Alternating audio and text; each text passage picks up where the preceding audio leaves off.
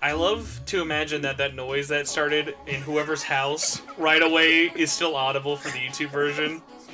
So, oh gosh, I don't. What did you hear? Oh yeah, I heard. I don't know what that was, but whatever it was, I definitely heard it. Hello everybody, and welcome to the 13 Sentinels Aegis Rim Spoilercast. I'm your host Spencer Presley. Joining me on this week's special Spoilercast episode is Oziach. Your audio is crapping up, I'm gonna assume. I was supposed to introduce myself, so hello! Yeah. So, that was your hello. David, are you hearing me okay? Now, yeah. Okay. Hello. Well, assuming everyone missed the, whatever weird intro, there you go. David, thank you for joining us as well. Thanks for having me on. Alright, so, 13 Sentinels, what a game. And when I mean what a game, I mean, woof, have you seen those sales? Who played this game, am I right, guys? Oh my lord. Hate it The here. three of us. Yeah, so hey, my meme is sadly becoming more and more true as this game's fandom is real of, hey, is it going to sell 13 copies? It just becomes more and more realistic. Because, like, you know what was so depressing is... when I tweeted out the Black Friday deal for GameStop, because I had actually a little bit of a heads up that it was going to be, at least through GameStop I knew, but what was so funny is when people started telling me about it, and I made that tweet out saying, hey, it's going to be half off on Black Friday, this is going to be your last chance to really pick it up, because this game got one print run, and you're pretty much, if you haven't played it already, you're going to miss out.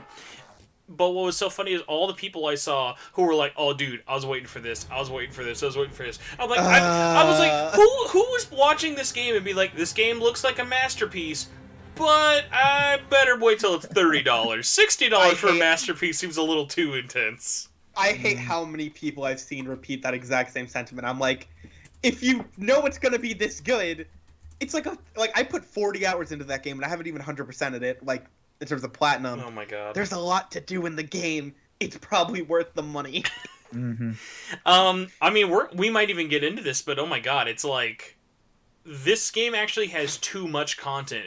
In our Discord, somebody was like, hey, Spencer, should I get 13 Sentinels or should I get Age of Calamity? And I'm like, that's like a really good question, because like, tough. Age of Calamity is going to have, like, hours and hours and hours of gameplay, and at the time I hadn't beaten it, I was like, 13 Sentinels is probably going to have the better story at the end of the day. But what's so funny about that is now that, like, I saw how many waves there are in Area 4, I'm like, oh, you know what? 13 Sentinels is probably the longer game, but it gets worse the longer you play it. Yeah, there's too much with it, in both a good and a bad way, But yeah, I don't so know. The way I kind of want to segment out this spoiler cast is, first off, talk about our history with Vanillaware, if we have any. Talk about our kind of environment playing the game in the sense of what were we playing it on, how long did it really take us to play, and where we're sort of standing with the game now.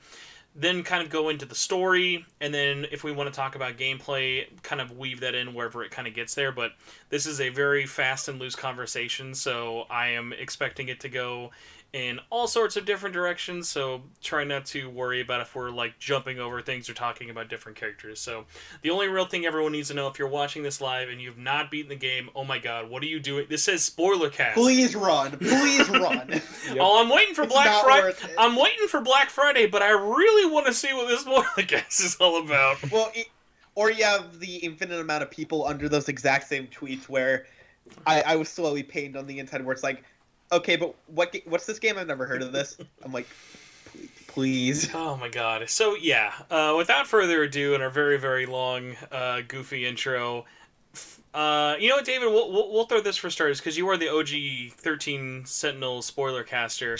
So for you, what is your history with Vanillaware, if any? It goes back to Dragon's Crown, Vita first, I think, or is it Vita first? It was on PS3 and Vita at the same time, and then PS4 released a couple years later. Yeah. So I played it on Vita, but that's all that I've played Vanillaware. I definitely want to play more though. I heard that what's the name already? Muramasa looks cool. Yeah, Muramasa is a must. That's and That's Yeah. a great one. Definitely, and I also want to go back to Grim Grimoire because I want to experience the RTS thingy. Good or bad, doesn't matter. I want to play Grim it at some Grimoire point. is it's really funny. Grim Grimoire is a prettier RTS than 13 Sentinels, which is like a depressing sentence Yeah. to say, but it is true. So Ozzy, for you, did you have any history with Vanillaware before 13 Sentinels? Absolutely. So I had vaguely heard of Odin Sphere, and even more vaguely heard of Dragon's Crown, and then realized that they were by the same people approximately 4 days before the game released. So yeah, that's about the extent of it. Yeah, so like with David's channel, I actually get why. Like, I get why you were excited to cover the game, but for you, Ozzy, I was like kind of taken aback, like how you went from game looks pretty good to like you just went ham on it. Like, what really pushed you over the edge? Was it just because it was an Atlas game, just because of how it looked? Like, what actually caught your attention? Because God knows it wasn't the marketing. No, that's the thing, because I think I had seen half of a trailer before I actually got the game, and I was like, because they would show like little snippets of it, and I was like, oh, they keep showing off this game, and like for the like year they were advertising it, or like year plus, I was like, this looks neat. Like, it seems like it'll be interesting. It seems like a very unique take, but with how they were advertising it, which everyone can basically attest to, I was like, I don't know how I feel. But, like, it seems like it'll be fine, but I have no insane interest in it. And as weird as it sounds, like, the fact that there was the, I guess, like, the opportunity to get a review copy, I was like, you know what? If it's an Atlas game, I'll give it a shot. I wouldn't mind reviewing it. Like, if I already know it's gonna flop, I might as well, like, give it that chance to, like, at least get some more fans. I'm expecting an 8 out of 10 game. If it's worse, it's whatever. But, like, I'm expecting a good solid time that's kind of unique. So I go through that pipeline, and I come out like, well, I have an addiction. So I didn't actually know this. You actually had a review code from Atlas. Yeah, I think I mentioned that. I was kind of... I find it funny, because I thought with the review code I would get a little more time before release to kind of, like, I'm get a jump start. guessing, what did you get it, the first or second week of September? I got it 8 p.m. the night before the game release. I was like, oh, thank you, Atlas. I'm not going to play it till tomorrow anyways. Reminds me of a certain Yakuza reviewer, as some of us might know. Exactly. So you know what's really funny about that is, so that is looped in, and they just call it a review code, but what that actually is that's part of like the streamer or the content creator wave. So people were playing and reviewing this game all the way back in August. So like that's what I always kind of find it funny of when people get it. So that's interesting. So the code they gave you actually didn't come with the digital art book. So that explains why when I showed you the art book earlier, you were like, "Oh, I wish I had that." I figured you picked it up. I should have added this up because we always joke about how broke we all are, and especially you. Of like, I should have figured. I should have figured you didn't drop $60 on this day one. That makes a lot more sense now. That's the thing. I was not planning to, and then legitimately, okay, because I have budgeting skills, and then I have like the few irrational things that I'm like, this takes priority. And for me, I was like, this game is too good, too artistic, and too unfortunate in how it's selling for me to not just go out, just get the day one copy. I don't care if it's like a friggin' tiny little pamphlet art book. I still want it. I don't care. That's awesome, though. I guess the last little question about that, just because it kind of inside baseball, but I was kind of picking this up. Is this your first review code you've ever gotten? I believe so, yeah. How's it feel? You got tingles yet? Well, I bought the game by myself, so... Well, it's still like, I don't know, at least for me. Now, David, have you ever gotten to the point of like requesting coverage or like getting a code? Like, have you been able to get a code for anything yet? On your channel? Never tried. I'm not a celebrity like you guys are. Oh my god. I'm the reverse of any sort of popularity. I just know how to email, and I shouldn't even say that. I've had terrible luck with Atlas and Sega.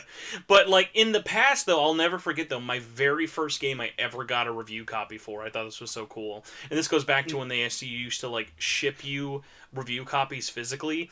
I got Dead Yeah. Island Riptide. It was overnight FedEx to me like a month and a half before release, and I got like 2 copies on PS3, and I was like, oh my god, because I was like still in high school at the time. Oh, is that where you got the what is it, like the review of the chainsaw or whatever?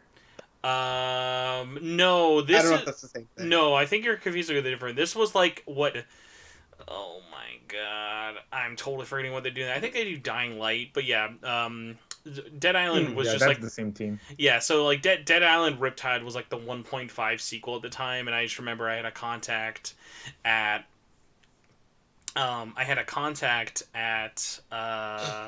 Deep Silver who helped me out, and I just thought that was really, really interesting.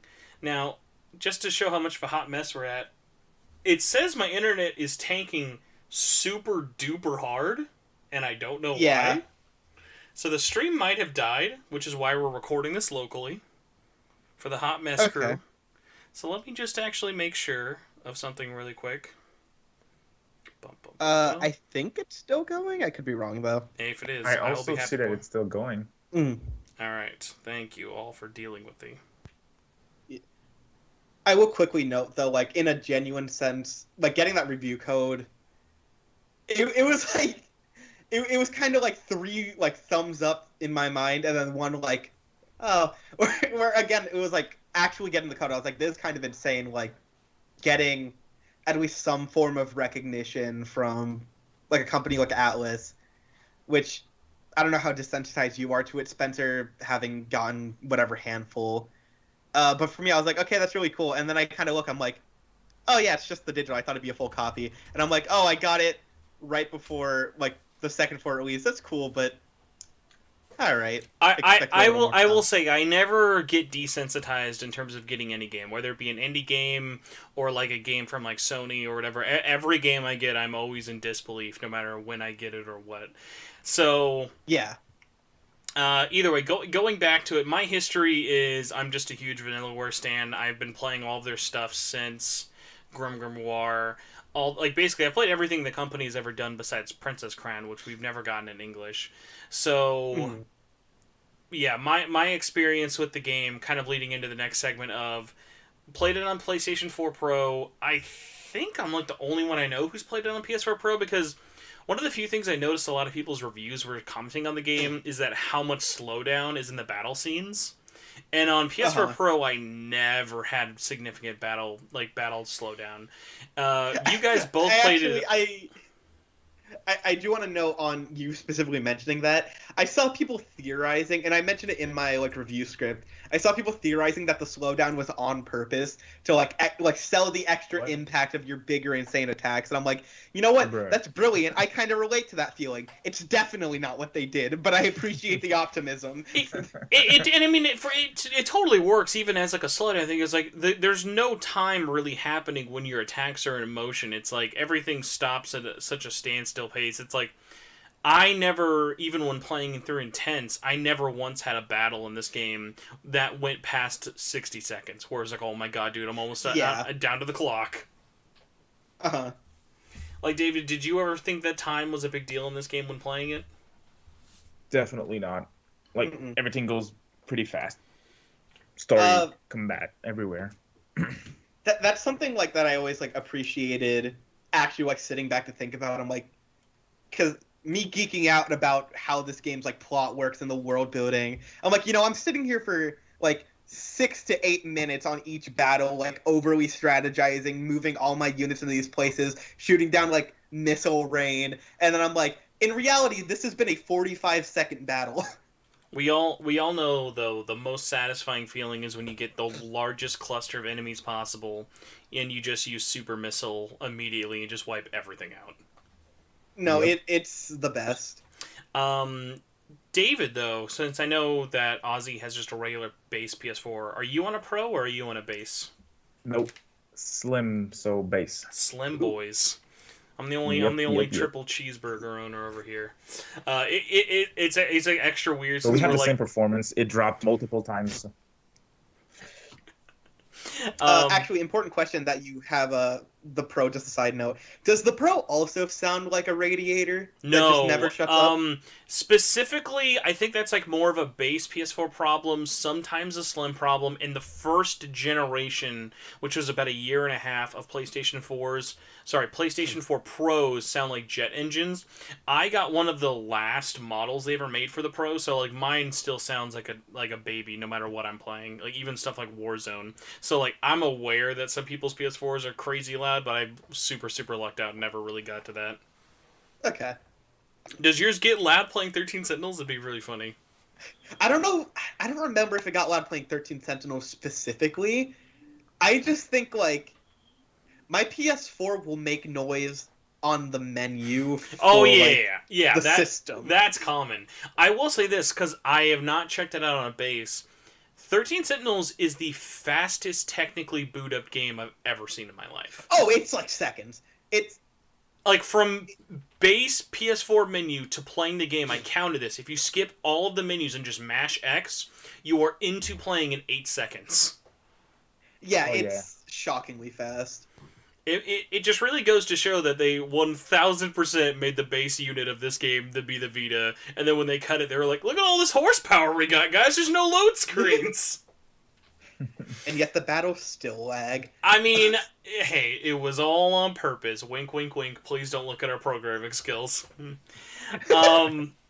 So kind of going into that, now that we sort of talked about what it's on and whatnot, I want to get into the story. And for the story, I think just the easiest way to do this is David and I both have reviews up. So I just kind of want to give you the floor right now, Adam, of like, what is the Aussie TM kind of vocal Twitter version of your like thoughts after beating this game's story? Like, what were your initial takeaways? Like, don't give me the whole review script. Just give me the like final paragraph, kind of. I don't know if your perspective on it is nearly as favorable as me, but well, this isn't like I'd say Royo is still like my favorite game ever, like personally. And there are other like animes and games that have stories that like I don't know, like for me, kind of like a tangent, but not actually. Royo has like my favorite narrative of any story. I would say 13 Sentinels has my favorite plot of any story. I don't know if that makes any sense, but like the actual events of what happens in that game and how it's all delivered and how it's structured and how they constantly just give you more and more information is unbelievable. Like, I wouldn't say there was a single beat of the story other than like one or two moments at the very start where I wasn't given some new integral piece of information to lose my mind over because nothing makes sense yet, but all of it makes sense. But yeah, just the story alone like completely sells this as like a pure masterpiece. And then for the gameplay is not what you're there for, but personally I still really loved it. Like, there was enough depth to it, even if there's not that many battles. There's technically over 10,000, so I mean, there's a lot of battles. Well, you're right. There's just not a lot of reason to do the battles. Yeah. For the base experience, there's not too much that like you need to delve into, but the battles themselves are super fun. And then the side note I am always obligated to mention, because oh my gosh, the freaking archive is just, it's too much, and I love it.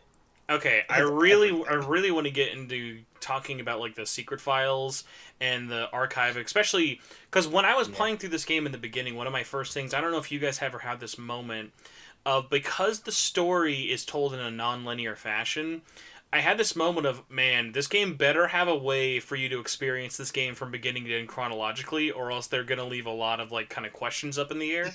So when I saw that you can just go through and see, like, that giant timeline of all 5 of the sectors, I thought that was really cool.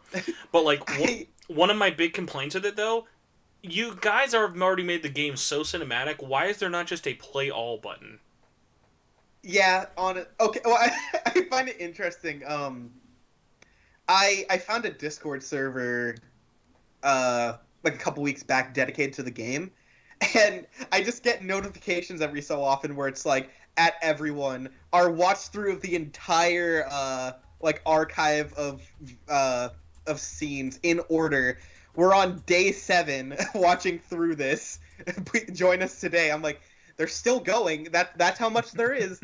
It keeps going. Yeah, it's even without the like battle stuff to watch through, it's a chunky game. Like I was honestly surprised by the time I put it down that it was like I was over 40 hours. I thought that was really really interesting. Besides, It's massive. yeah, well, I mean, it's funny because like at the same time, it is such a big game. But I at least for me, one of my things I had in the review was like, man, I beat this game. I understood the story it was telling, but I had so many questions after the fact that I knew I was never ever ever going to get answers for, that it just kind of always left like lingering in my head. Now, but before I kind of get like your baseline story thoughts, David, I have to ask, because Ozzy brought up a really great point when he said the word masterpiece, and I feel like when I was going through a bunch of my friends' reviews for this game, like you and a bunch of other people kept bringing up like, oh my god, I think this game's like perfect, I think it's like a masterpiece, it's like my game of the year. Like I have to kind of like know, like mentally for you when you were playing it, what was that like aha moment of like, oh my gosh, this is why this game's a masterpiece? That's a great question. I feel like the one thing, if I have to choose one thing, it's probably when you start seeing like a same story moment or sequence from another point of view, like from another character's point of view. I don't know if it's clear what I mean by that, but let's say you're experiencing something with Juro, and then you see you don't necessarily understand, you don't necessarily get what's going on, but then you experience, let's say, Iori's story, and you see the same sequence, and now everything makes sense. And that's that wow moment that was like, oh man, this game is on a whole nother level for me. Definitely the story, though. Definitely more fan of the story than anything else. Now, for both of you, well, I guess it's not that mean to assume. So, Ozzy, your previous GOTY before this was Royal, right? Or still might be? Listen, you're asking. I had to literally Google search like specific Japanese dates and like Western dates of release dates, just to see if I could maybe squeeze out having one being like 2019 game of the year and the other's 2020, and it doesn't work. Nah, baby, you gotta pick the Schindler's List. No, it's more of a Sophie's I'd choice. still say Royal, but okay. I'd still say Royal, but man, it's a tough race. David, what about you? So before this, what was your GOTY?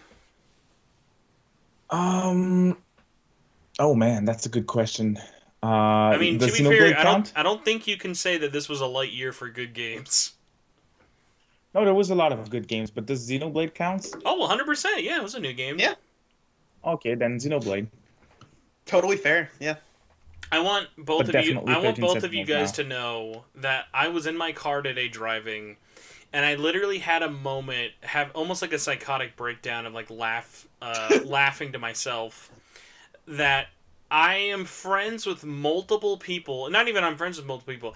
I am the only one of my friends who walked away from this game not thinking it was the game of the year material, and it just like was this just funny thing in my head of like I love all of your guys' opinions. I'm not ever taking away anything from it, but it's just so funny to me of like in a year where we had Final Fantasy VII Remake, Neo 2, soon to be like Demon Souls, Miles Morales, and like Last of Us 2, Ghost of Tsushima, like all of these crazy big games are like just my friends. Hyrule Like, Warriors as well is coming. Yes, Hyrule, yeah, exactly, Hyrule Warriors. I'm just like Yakuza. it's just in Yakuza 7. It's just like so funny to me that like you guys would have because like it's one of those things that I'll never forget. It was like the first time I was talking to you, Ozzy, and maybe even Seniorish about this of like, I wasn't asking why is Persona 5 Royal your favorite game of all time. I had to ask, like, what other games you guys have played, because it was just one of those things of like, I feel like that's an acceptable answer if you have a pretty small pool of things you have played, and that usually ended up kind of being the case, where it's like, I'm in that rare case of, I play so many games in a year, that it really kind of has to take a lot to continue to stay in such a high regard for me. So, like, I mean, all I'll say, I'm closer to you in that aspect. That's all I'll say. So okay, but like for me, checkmate. It's moved a lot in terms of like my GOTY. I think it's been like a sort of three-way tie between... No, not even a three-way tie. It's been more of like a tie between FF7 and Last of Us Part 2. But even just other games, like, it kind of keeps fluctuating with, and there's still so many other games with it, but the fact that I never had that moment while playing the game of like, oh my god, this was it. Because I had heard, like, I felt like the last person on Earth to beat this game.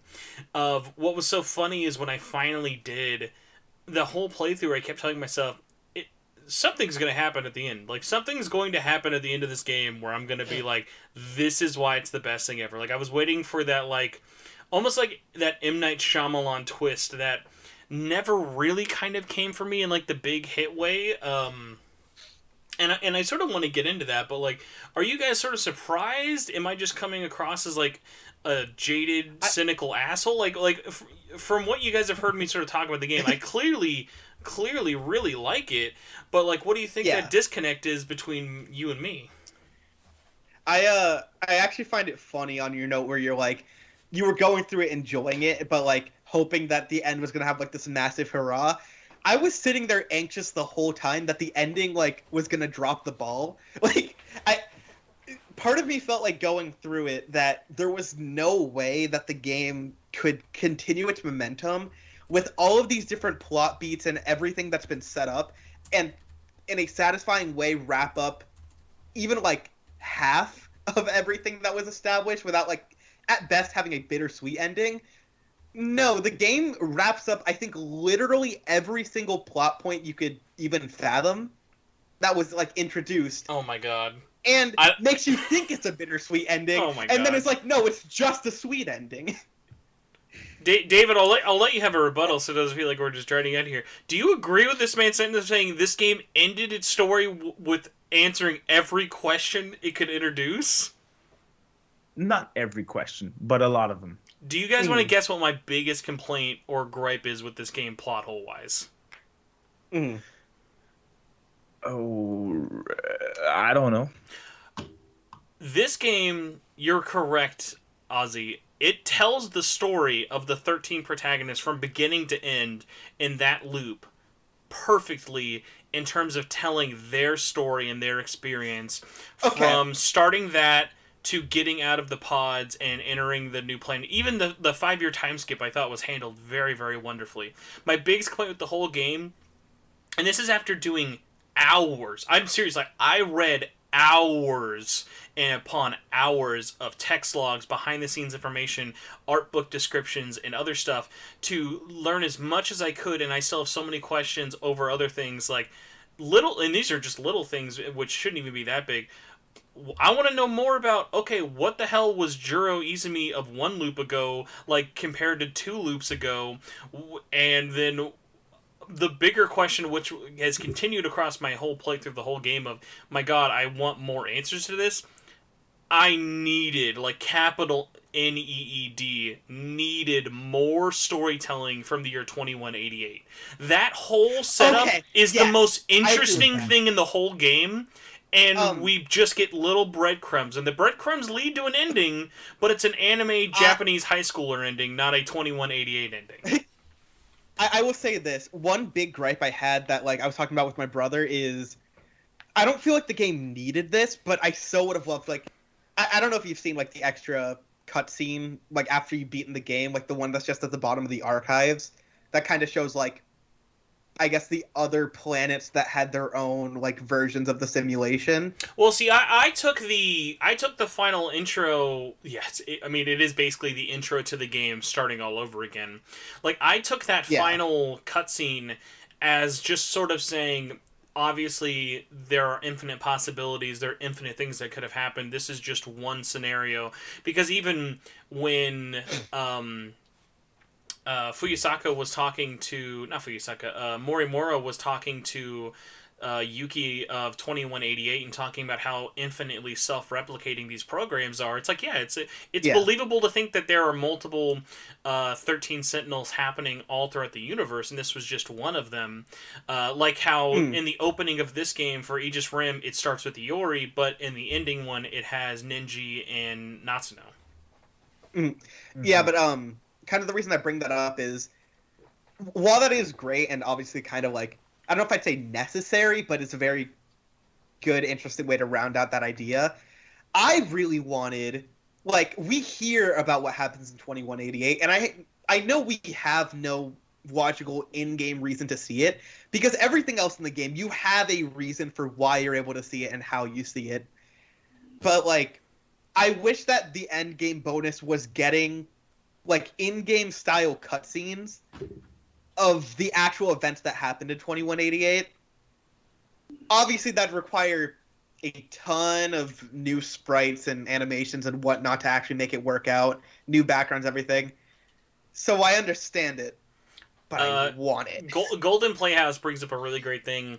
My current headcanon is we're like a couple of weeks away from the anniversary live stream in Japan. Golden Playhouse says, still, I'd like to see a spinoff in the past, like a prequel to 13 Sentinels. And what's so funny about it is I don't expect them to port this game to any more systems. The Vanillaware is still super, super small, and I don't think this game is shown at, like, Atlas is kind of open to that yet. And I do think it might still technically be an exclusivity clause for a couple more weeks. I don't know if it's over a year, but I at least know it is a year of Sony exclusivity. But I'm really, really hoping that they announce a prequel anime that is just what happened in 2188. Because I think you could do that story really, really well in an anime. Like, obviously you could even do it as like a visual novel, but I don't think Vanillaware would kind of go that route. I have a question for you. Yeah. One sec. Did any of their IPs got an anime before? Vanillaware? No, but this is also like Vanillaware's biggest hit. Vanillaware's biggest hit is Dragon's Crown, and everything else, by comparison, was lucky to ever really kind of get even close to 100,000. So, like, 13 Sentinels is kind of their next big hit, but even that, it took many, many, many weeks in Japan to kind of garner that good word of mouth. So it's like, I would say Dragon's Crown is still probably their most popular franchise in terms of overall sales, but there is definitely, at least in terms of like Asian fans, like, you're noticing there's more merchandise for it happening now. There's more like figures and different things happening. That's not just because, we're going to release the game and then a year later we'll merchandise it. Like, they literally were projecting, and they were kind of right on first week sales. First week sales were bad for this game in Japan, and they kind of expected it. But because of the word of mouth, that's why it sold so well, and the fandom is kind of garnered to where it is now. It's like still super, super niche, but it is bigger than probably anything else besides Dragon's Crown, I would say. That's still great for the type of game that it is. Mm-hmm. Yeah, but I'd agree that there's enough, even from the little snippets we have, there is more than enough world building that we've seen just to flesh out that one story of what actually happens in 2088. Whether they do an OVA or, I mean, they did an anthology kind of quote unquote prequel comic for the game where it's just whatever. The 13 of them screwing around, but I could see them doing an OVA or a proper comic for that prequel story, and that would be a godsend. So, David, for you, what was your kind of takeaway with the 2188 storyline of setting up different things, sort of posing a lot of different questions, but never really sort of getting into the full story? Did you feel at any point that kind of took it away, or do you think that they gave you enough for you to be satiated with their story? I definitely agree with both of you guys' opinions on the matter. Personally, I felt like this year in the story was probably the more confusing part because of the lack of information from it. I wouldn't say I personally found it confusing. I just kind of wanted more to actually see it. You see Ida in 2088, where you understand his role and you understand who he is and why he's there, but that's literally you see him once and it's him talking to himself, just kind of being a pretentious douche, which I love. That's legitimately one of the funniest scenes in the game to me, but I wish there was more of it. It's definitely interesting, because the 2188 timeline for characters, it's definitely not really fair in terms of how much attention or screen time everyone gets. One of the things I was the most surprised about is obviously Morimura gets the most attention, and since she is Chihiro, basically reborn, it makes the most sense why we get that. But I will say, like, other little ones, like, depending on who it is, I think them having one or two scenes from 2188 is either okay and he gets a pass. Like, I think Yuki having one scene, totally fine. Like, it gives you a bit of an idea of who she is and what she was doing. She didn't really play that pivotal of a role. It was her role there was really to be like, what was I doing as part of this project? And I'm the mom of Natsuno of that time. But like other ones where I'm like, oh my god, I just want to like have a own little chapter about Ryoko in 2188 because like she's the reason the Daimos exists. Like without her, like, and all we know is that she had such a hate and a like disdain for humanity that she thought there's no way this could ever work out. So then might as well just be like, okay, let's do that. Of just like, oh my god, because like I think Ryoko as a character in terms of you playing as her is okay, and it's probably the most interesting in terms of like how her body's getting affected by the virus. But like 2188 her, I'm like, oh my god, just please like have your own spin-off show.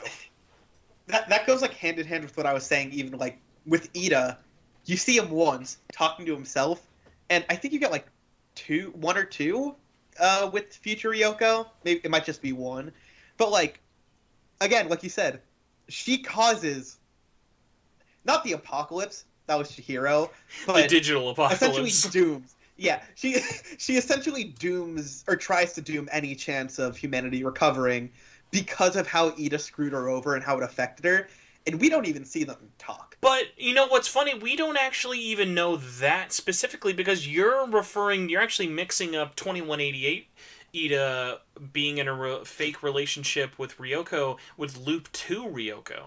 Like, well, he was her teacher in Loop 2. I think it was, I forget where. I know it was clarified. I think it's mentioned a little bit in her speech. I know in interviews, the creator, like, specified, like, yeah, the intent was that Ida screwed her over and it caused it to be like that. I think it was said, like, at least offhandedly in her thing, though. At the very least, it's kind of interesting because what this game does is it's almost playing both rules at the same time. With most sort of storylines that involve clones or being regenerated or having new versions of yourself brought into the world, there's kind of almost that expectation of, oh, well, if you're Juro Izumi, clearly, even though you're Juro Karabe, you're going to become a murderer at the end of the day, which obviously we see isn't true. But then there are other cases of, like, okay, I'm going to, let me do, like, a great example. Hijiyama. Like, Hijiyama, at no point, there's a point where, like, okay, World War II Hijiyama is still the same character at the end of the day as 2188 Hijiyama. Like, they are basically the same person, and that's fine, because that's just them and their character. But what I find interesting is also then kind of playing it off of each other of, like, the one who definitely is the most different from his base character is Shu compared to Ida. Like, no matter how much Amiguchi learns about his original self with Ida, or that fact that he's Ida's clone, it never changes or wavers in his path. Like, he still, at the end of the day, is the same kind of flirty playboy, and he still likes Yuki. There's never that, I gotta like Tomi now. Well, I find it interesting as well. Ida's, like, super compelling, honestly, to me, like, to kind of break down all of that, even if it's a little confusing. But, like, again, 2188 Ida, you see, has essentially both halves of, like, the cold, calculated manipulator of Loop 2 Ida, but also the kind of, like, playboy. I wouldn't call Amiguchi a douchebag, but that vibe. He definitely has fuckboy energy. Amiguchi is definitely fuckboy material. Yeah, so, like, the 188 version is kind of a mixture of both, which, again, interviews kind of clarified that was the intent.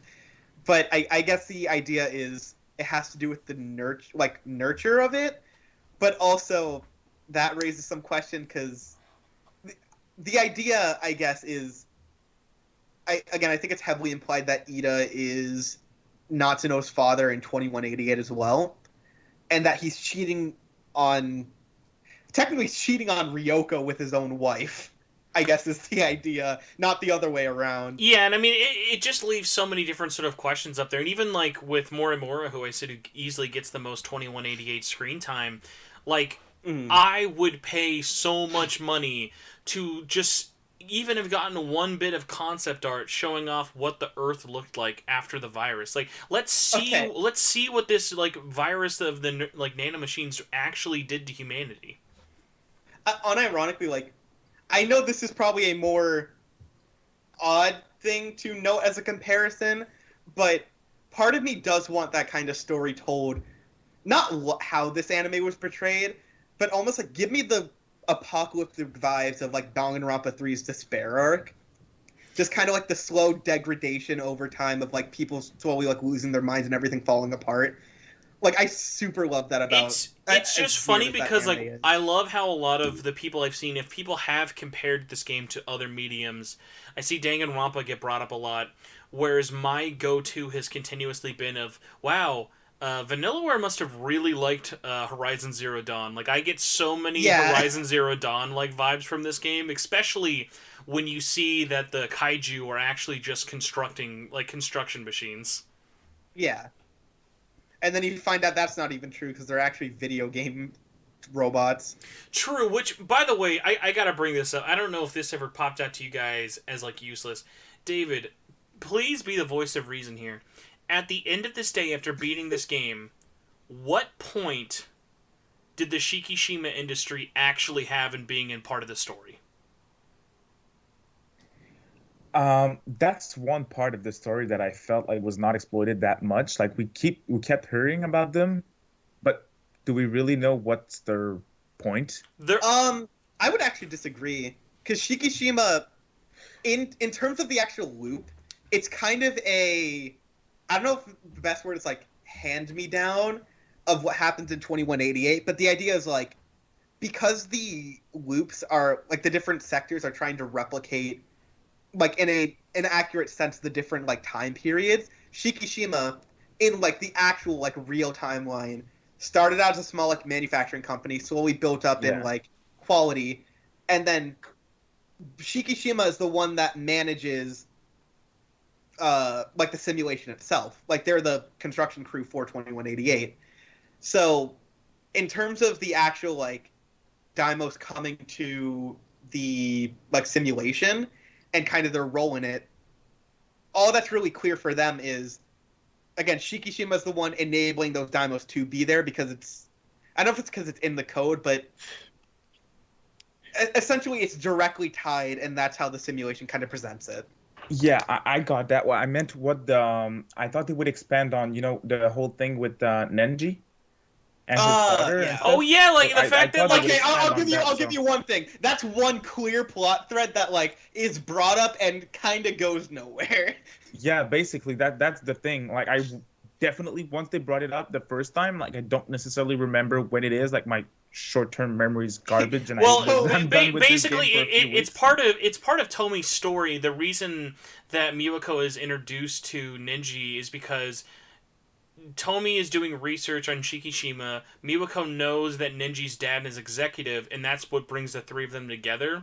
But then there's never that moment of like, unless you remember when the AI version of Nenji's dad is talking, like, you never have that moment of like, because it just says, Nenji's dad's an executive, not like, he was the top guy in charge.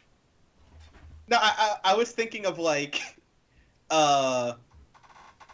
that's also important. I was just kind of thinking of the fact that, like, towards the end of the game when you're doing, I think, Goto's route, like, Chihiro is just kind of like, so Nenji's dad tried to sneak into his body, and I was going to help him do that, but I guess he failed at that, so screw him. And that's the only time you ever actually, like, properly see the dude, or, like, hear about him. Yeah, it's like, there's so many, like, little weird things they kind of, like, bring up as if, like, look at this big deal. But, like, I almost feel like I wish I could put myself into the game and just be like, hold on a second. I have a couple of questions for you about this thing you just brought up. Like, one of my big ones talking about Nenji is, like, David, who put the D code in Nenji? Wasn't that Chihiro? It's no, like No, the it's whole. the other one. The oh god, I have the face, but not the name. First loop Chihiro.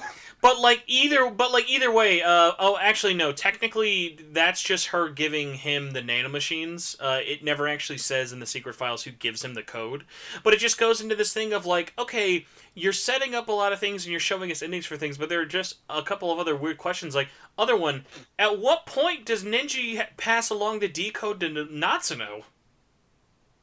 I think with how the simulation works, from what they said, it literally can just kind of like bounce to the next. Which, by the way, you bring up a shield. great point of like when I was reading through the secret files and I found out this is such writers bullshit. Like, I'm all here for it. Whatever. If you dig into it, you're gonna either complain or not. The fact that fucking oh my god, the fact that oh my god, I am so mad that I'm forgetting his name now. Miura. It's the The dude fact that, that Miura's scar. The fact that his scar, like, which by the way I think is really cool, that back in World War II they give him this surgery so that he doesn't suffer the virus the way the other pilots did in 2025. I think that's really, really cool. At no point in the actual story did they mention, oh, everyone Miura talks to, that scar piece of code is brought into their nanomachines. And I'm like, that is just such, like, BS. I'm like, you couldn't have talked about that later? Like, just the fact that, like, it's just thrown in there of, oh, everyone Miura touches, yeah, they're cured now. I'm like, like, just, like, little dumb pieces of disappointment. Like, and think about it like this. Miura's scar is such an important part of who his character is. Like, even just the way he acts and, like, presents himself. But you don't even find out the origins of his scar in his own story. That's how little they talk about it in his story. Yeah. Yeah. Like those stuff of, like, I remember, because when I was reading through all of the files, I continuously was amazed by how many things kind of came up in the files that were like, okay, I get it, you're like throwing the lore you couldn't fit into the game here, but the lore you're putting in here is making the story look worse the more I'm learning about it. Yep, basically. But if we add all those little things that we're talking about into the game, it's going to be... It would have been an extremely long story, though. I mean, when you're already over 35 hours for the story, I get it, but at the same point, it's like, dude, just, like, make... Like, I'm also in the camp of, like, hey, if we could have just, like, gutted the battles and just made them, like, cinematics and just were going through the whole game in adventure mode, I would have been all here for it. Like, I think more people would have enjoyed the game as just pure action or pure adventure. Like, the melding of them was never offensive. Kind of like, Ozzy, you were, like, saying, like, none of us hated playing the battles. But, at least for me, outside of the boss in Area 2 and the final wave, those were the only fights that I was like, oh my god, like, this feels like an actual really challenge. Invested. Yeah. Yep, agreed. Like, for me, it wasn't really the challenge that mattered. I just feel like the actual, like, narrative utilization of you actually being able to play through those battles, it's not like it's some insane, like, story inclusion. But I do kind of like the aspect of, at least early on, you're not really sure where it places in the timeline. Like, you look at the archives and you're like, this is at the end, but why? When you still think time travel is a thing, you're like, oh, all these other timelines got screwed up or something, and this is like the final stand when this is the last one left. Golden Playhouse brings up such a great point, by the way, talking about, like, story having impact and stuff. I don't know, like, did you guys ever have a thing of, like, where you realized, oh my god, literally no one dies in this game. Like, through the whole story, no one dies. And I was expecting someone to die at some point. The way that everything was set up. Like, even the fact that there were people who, quote-unquote, die, still find ways to get brought back is, like, I'm not saying, like, oh, you have to have someone die to sort of have the thing, but it's like, this whole story is about, like, saying, like, oh my god, we're, like, trying to stop the end of the world, but, like, I'm not even saying this, like, oh, the fact that they're, like, when you find out that they're basically in the Matrix, I thought that was fine. I'm like, whatever, I saw it coming a million miles away, but, like, the fact that, like, we couldn't have any real deaths, and even the server wipe, I thought, okay, losing people like Miwako and stuff like that, I'll count that as a death. But then giving that just the instant reset was just like, oh, that hurt. hard disagree. Did you see those 2188 cutscenes?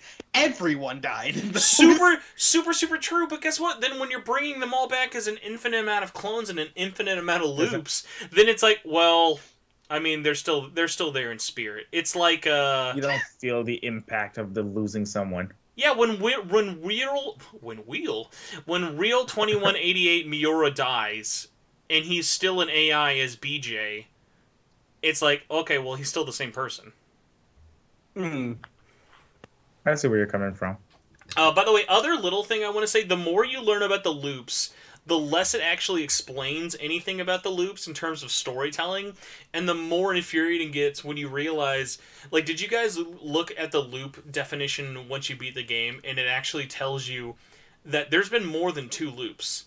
It's been estimated that there have been over 300 loops, and I'm like, oh, yeah. I get it, and I think actually the fact that it is so far future is really, really cool, but it just was one of those things of, like, in the story, you might as well have just kept it at 2 loops, because adding 300 is just like, okay, at what point, while someone was moving from loop 170 to loop 2, were they just, like, all getting totally wiped out and all totally getting reset? Of just, like, it helped nothing to learn that there were, like, 300 other loops we missed. No, I think it actually does kind of leave an impact on my... Like, because, again, we noted that cutscene where it's, like, you know, another, like, pod of the simulation where things played out differently, like, on a different planet. But, like, one of the earliest things in the timeline in the simulation is... Because a lot of this you have to... Because it's infinite possibilities, it essentially has to start with happenstance, which is, you know, after hundreds and hundreds of loops... Okino, I think it was Okino, Yori, and Izumi just happened to find the underground UFO that controls everything, and find themselves. Oh my god, dude! Loop messing with that. Loop 2. It infuriates me how little we know about that story. Literally, all we know about Loop 2 in terms of those main 3 is that they found it and they got screwed over. Yeah, like they all lived in what 2155, I think. No, it was 20. I think it's. Oh wait, hold on. So it's 40 years after 2108. Yeah, so that's where they are, and then through all of their actions, that explains how Okino dies, but then that explains how they get sent back in the future, and then other things for it of like, and it's really funny because like I can complain about this so much, but there are obviously so many other little things like. When it gets down to the actual story they're telling, like with their words and like learning about the characters, I love so much about this game. Like, the story that they do tell you, and even, like, plot holes aside, like, I have so many moments of just, like, I loved learning about Izumi. Like, learning from Izumi as just, like, oh, I'm this dream version of you, to, okay, I'm this criminal, to, like, actually finding out that he's 426, and then even getting into the more insane shit of, no, 426 has, by the way, been multiple androids, and has been trying to murder people, oh, and is also the cat, and is also Shiba-kun. I will say one of my favorite aspects of the game playing through it and like talking about it with my brother was like sitting there questioning who's the antagonist, because the game technically has one.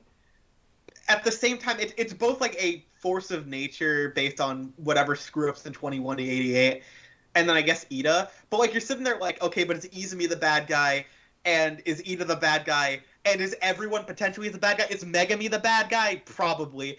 Like, it's just kind of piecing everything together and like finding out who can actually be trusted as like I was genuinely horrified. I was like, oh my god, please, for the love of God, don't let Fluffy be the actual bad guy. Okay, I will say, I don't know if either of you have watched Madoka Magica. Yes. Nope. Have you, or you have, Spencer? I have, yes. Yeah, with how much of a direct reference Megami is to Madoka Magica, and having seen it, I was just sitting there like, no, like at the start of the game, I was like, I can see where this is going. And they do kind of subvert it when you actually figure out what's going on, but it's this very foreboding kind of reference to it that sets an interesting tone if you get that, which I really appreciated. Yeah, one little weird one I have to, like, just throw out, and this is, I'm sure I'll think of other complaints, but this is one that, like, the more the story progressed, especially as the ending happened, words can't describe how much I physically hated learning that Gota was in love with Morimura. Because at that point, we had a third person in love with someone who kind of looks like Iori, and it had no setup. Like, there was... this is how insulting it is that he... part of his plot is that he loves Morimura. There is more dialogue given at the ending of a battle to him dating Ryoko, to him being in love with Morimura. Like, I thought that was the stupid... Like, why? I get it. He went from his original self in 2188 wanting to assassinate her to being in love with her, but at the same time, it's like, why though? Like, you could respect her. Like, what point was there for him to love this person from 2188? I'm not gonna say this is like a pure justification of it. Actually, he didn't love the 2188 version. He loved the what was it, nurse. Loop 2? The school Loop nurse 2, version. yeah. The one who technically wasn't even a real person in Loop 1 or 0, I guess. Yeah. I guess it's just kind of that thing of the entire game, Goto is just kind of this cold, like, just calculated person, just gets things done. Just you don't really get much of him. So it's just that little bit to, like, humanize him, I guess. What's funny is actually, besides him being in love with Morimura, in my review, I bring up that I actually love how they handle Gota's story, because Gota, when I finally unlocked him and after his prologue, there's that really interesting moment of once you finish him, it locks and it says you got to be at 80 with everybody before you do this. And I got really excited, but then there's a part of me in the back of my head that was worried, like, oh my god, is Gota's character, he's just exposition man? And yes, he is exposition man, but what I loved about the story, and I don't know if you kind of noticed this, but like, David, I love how, even though he is exposition man with his magical journal of notes, he is at least shown that it shows where he learned all this. It shows him looking through the logs. Like, you are going through and learning with him. Yeah, plus the sections with him and Ida and Morimura were great explanation moments, I felt like. But definitely the relationship with Morimura was unnecessary, I felt like, personally.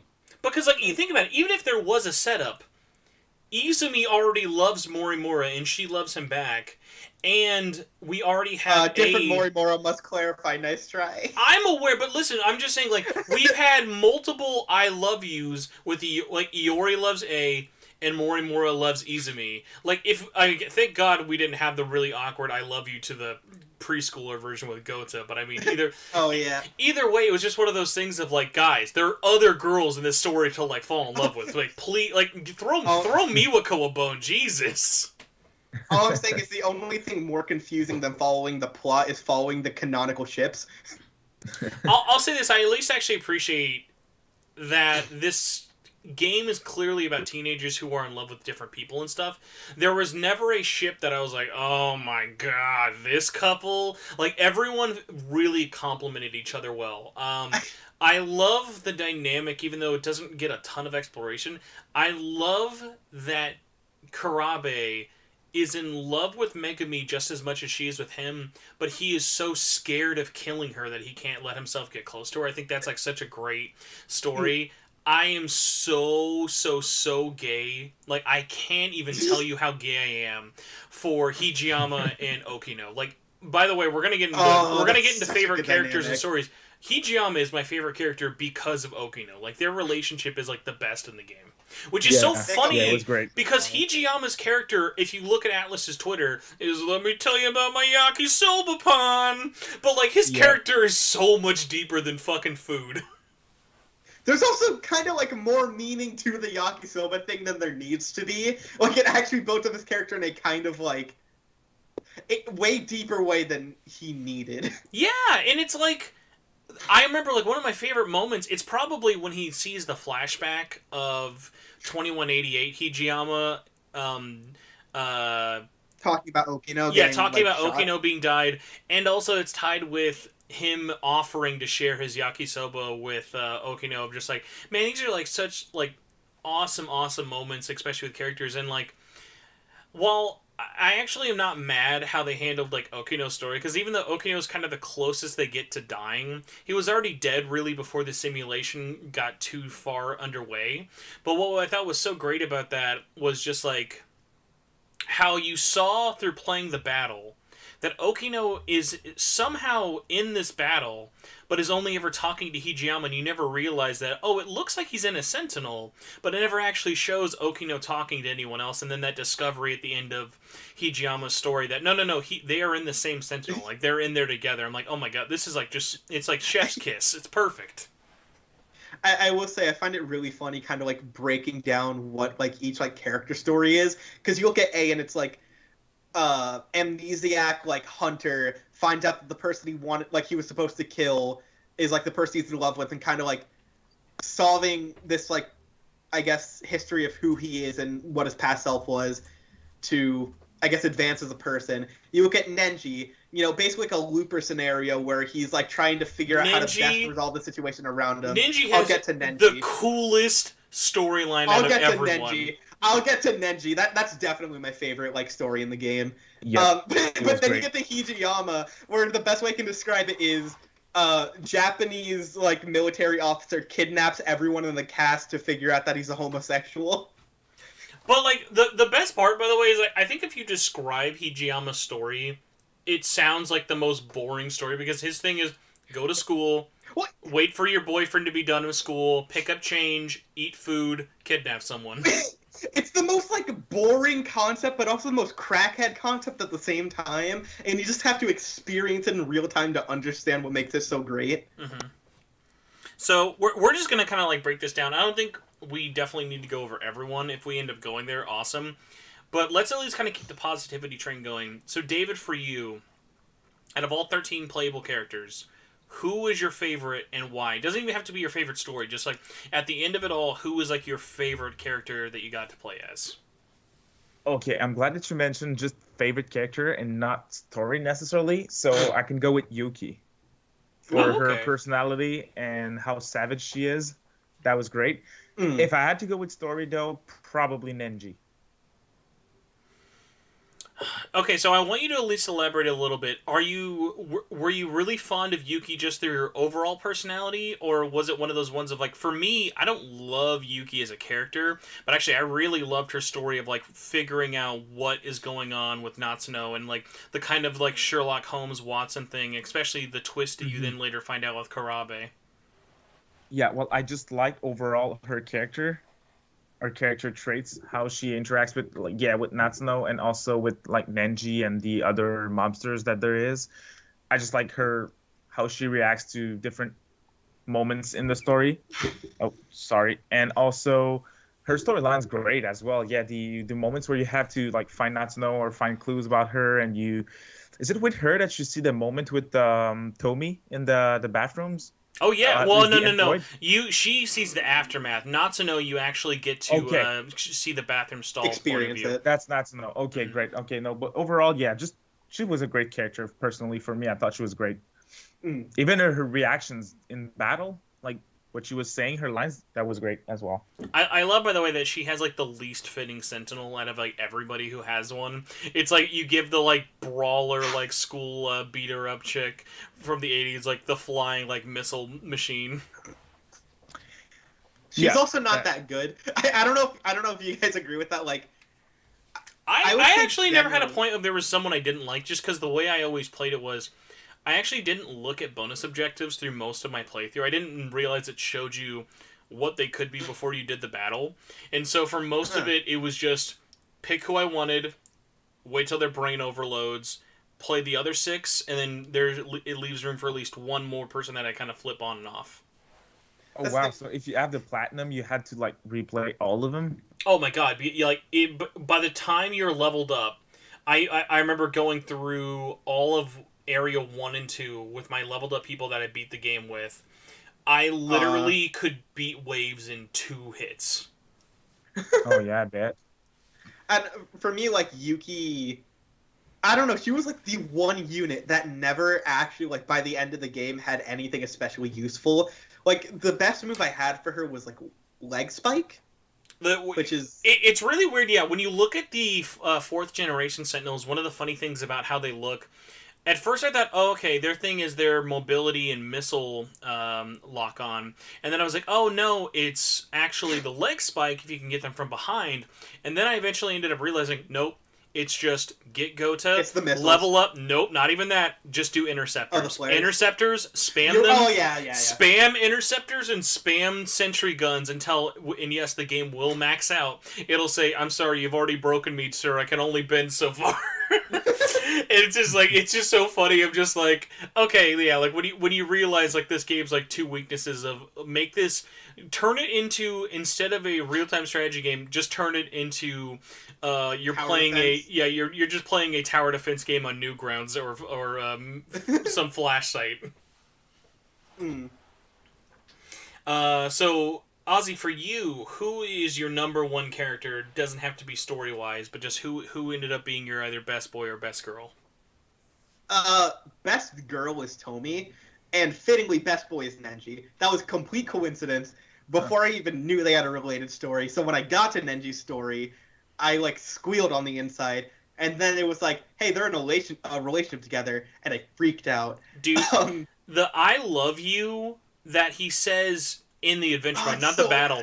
The battle one is like honestly like it's stupid. Like it's played as a joke, and that's on purpose. Well, that's weird because he already said a legitimate one before. So I'm like, why are you awkward about this? So like the "I love you" that Ninja gives Tomi, I think is just so good. And my only other moment is I wish there was a moment with Tomi where we at least kind of had, oh, I'm Miyuki.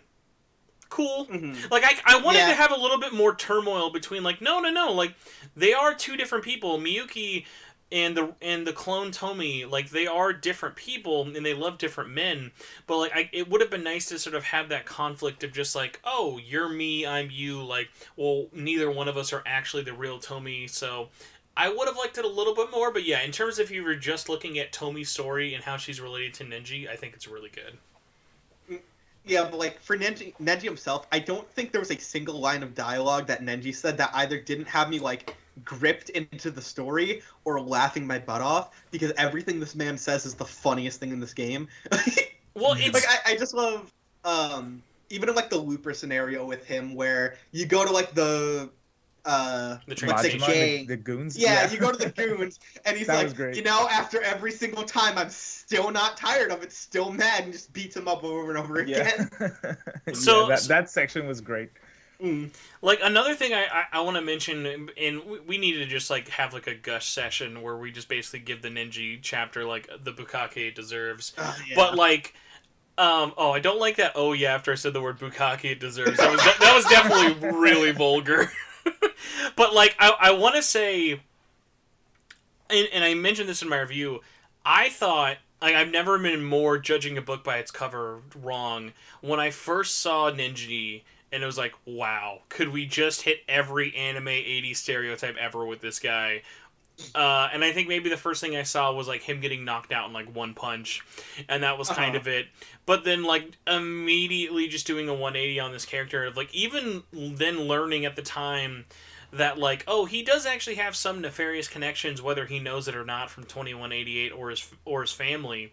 But just the fact that like he is literally the most wholesome character in the whole game.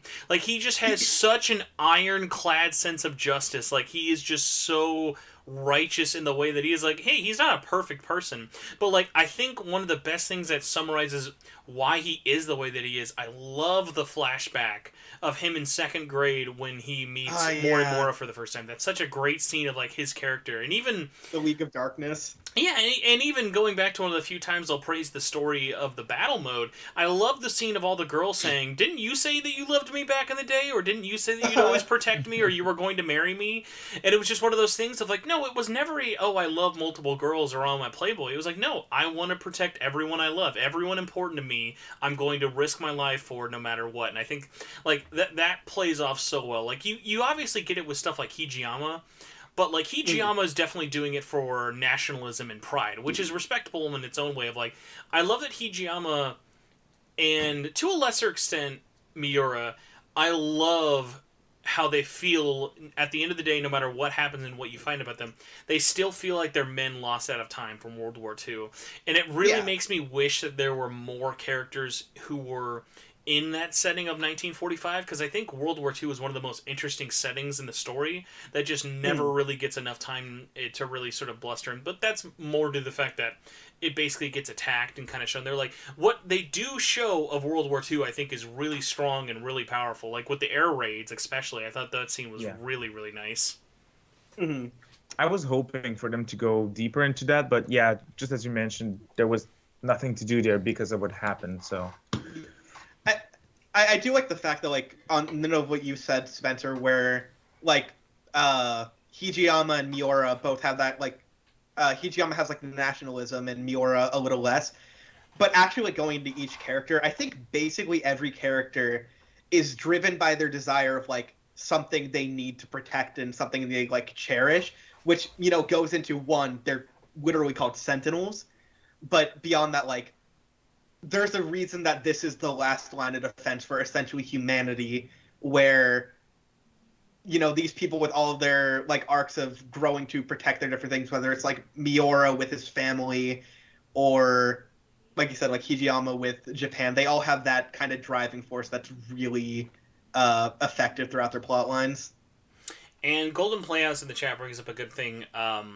Basically every single girl, but whether they want to or not, have a boyfriend at the end of this. And, like, when I mean every girl, I'm even talking about, like, little baby Chihiro. It's like and Tamao. Yeah, it's like everybody basically gets paired up with somebody, whether you want to or not. Mm-hmm. I just love, like, every single character gets paired off, including Tamao, who, like, at best had a relationship with Yuki, but not really, because that was Izumi. And so it's like, who do we put Tamao with? I guess there's a second one. Yeah, we'll just make him have a weird lesbian clone sex. I'm sure that'll work out in the end. Oh man, little dumb thing. I don't know. I did not. All right, so this is a weird one. I have to emphasize a weird caveat. I hate the last shot of this game, and what I mean by that is, I hate the shot of Izumi going back into the classroom and having that talk with Morimura about him saying, I always loved you, and her saying, oh, I've always loved you too. But the reason I hate that is I did not need the regression of Izumi as an adult back into Schoolboy 1. Of, like, I can understand they that. never showed us them being in love in school. And I don't even look at Morimura as a kid and see Morimura. I see Iori. And Iori is with A. So it's just like, why do that weird, oh, look, we've always loved each other. We were always meant to be together. It's like, you could have just stayed adults and, like, kept your big boobs and tits and him with his big pecs out and just been like, we love each other, baby. Now come here and give me a big old smoocherino. I will say there was someone in my server who had posted. They put in, like, a spoiler chat of my server where it's like, oh, in case you don't care about, like, playing through the game, here's the ending to the game. Where, first of all, why? There's no point. There's no Let point. me just save you $60, everybody. Well, there's no point, because if you watch that ending, you won't understand a single thing that's happening if you haven't, like, experienced it. Like, you will just vaguely be like, okay. But even then, like, I can imagine the confusion if you showed someone that final scene of Morimura and Izumi with no context. Like, if they were, like, maybe, like, a third of the way through the game, and you're like, this is how it ends. And they're like, what? I'm not gonna lie, because the way all the art for the game definitely does make it think, like, oh, Juro and Fuyusaka are going to be together. They're, like, the titular couple. I was like, oh my god, if these two, like, no matter what, end up being, like, the couple at the end of it, I was going to scream. I was like, I liked Akun being with Iori, and I liked Megami with Juro, but it was just one of those things of, like, oh my god, I've never wanted a couple to be less of a thing, but, like, there's a difference between everybody, and that kind of goes back to our talk about, like, how the clones are different from even the different loop versions of themselves. So I just wanted to kind of keep it separate of, like, listen, you showing them as school kids isn't saying, look, they've always loved each other. It's just kind of saying, nope, they're all the same, and they just love each other. Whatever, I guess that's the game. Goodbye! Like, that was the final shot you wanted to give me? It's sweet, but I feel like they didn't have to do that transformation for simulation. It's a simulation, boys. David, please let me know how you thought about Izumi as a boy and Morimura with less tit meat on her falling in love at the end. How was that? That whole thing was unnecessary. I have this feeling for lots of, the relationships in this game. Like, yeah, you mentioned how it was great that everyone was together in the end. It was not necessary for certain characters, and those two are definitely it, especially with the cringy ending that we got for them. Okay, so I know I said we would talk a little bit more about Ninja, aka Jason Gordon-Levitt and Looper, but we have to just talk about this. Also, I guess it's more fair to say that like Ninja's story is basically happy death day to you, if anything, just with how much he dies. I've not seen Looper before. Oh no, I have. I was. Have you seen?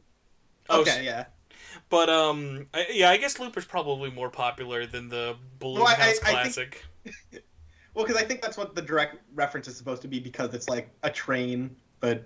See, with me, I think less about time travel with Looper, and I think more about there being two main characters from different time periods. But yeah, so this is just too good of a segue for me to really kind of get into this. We gotta talk about least popular characters, and I know you guys haven't finished my thing. I love every character in this game. Like, almost every character I love. Capital L love. I only hate one. I hate Iori. Iori is a terrible character, and she has the least interesting story out of everybody. Like, if you look at all their contributions to society in the text log at the end, you look at Iori, and it's just like her whole plot. So she ate food with her friends 4 times, and then she fell in love with the guy. Definitely a boring one to play through then.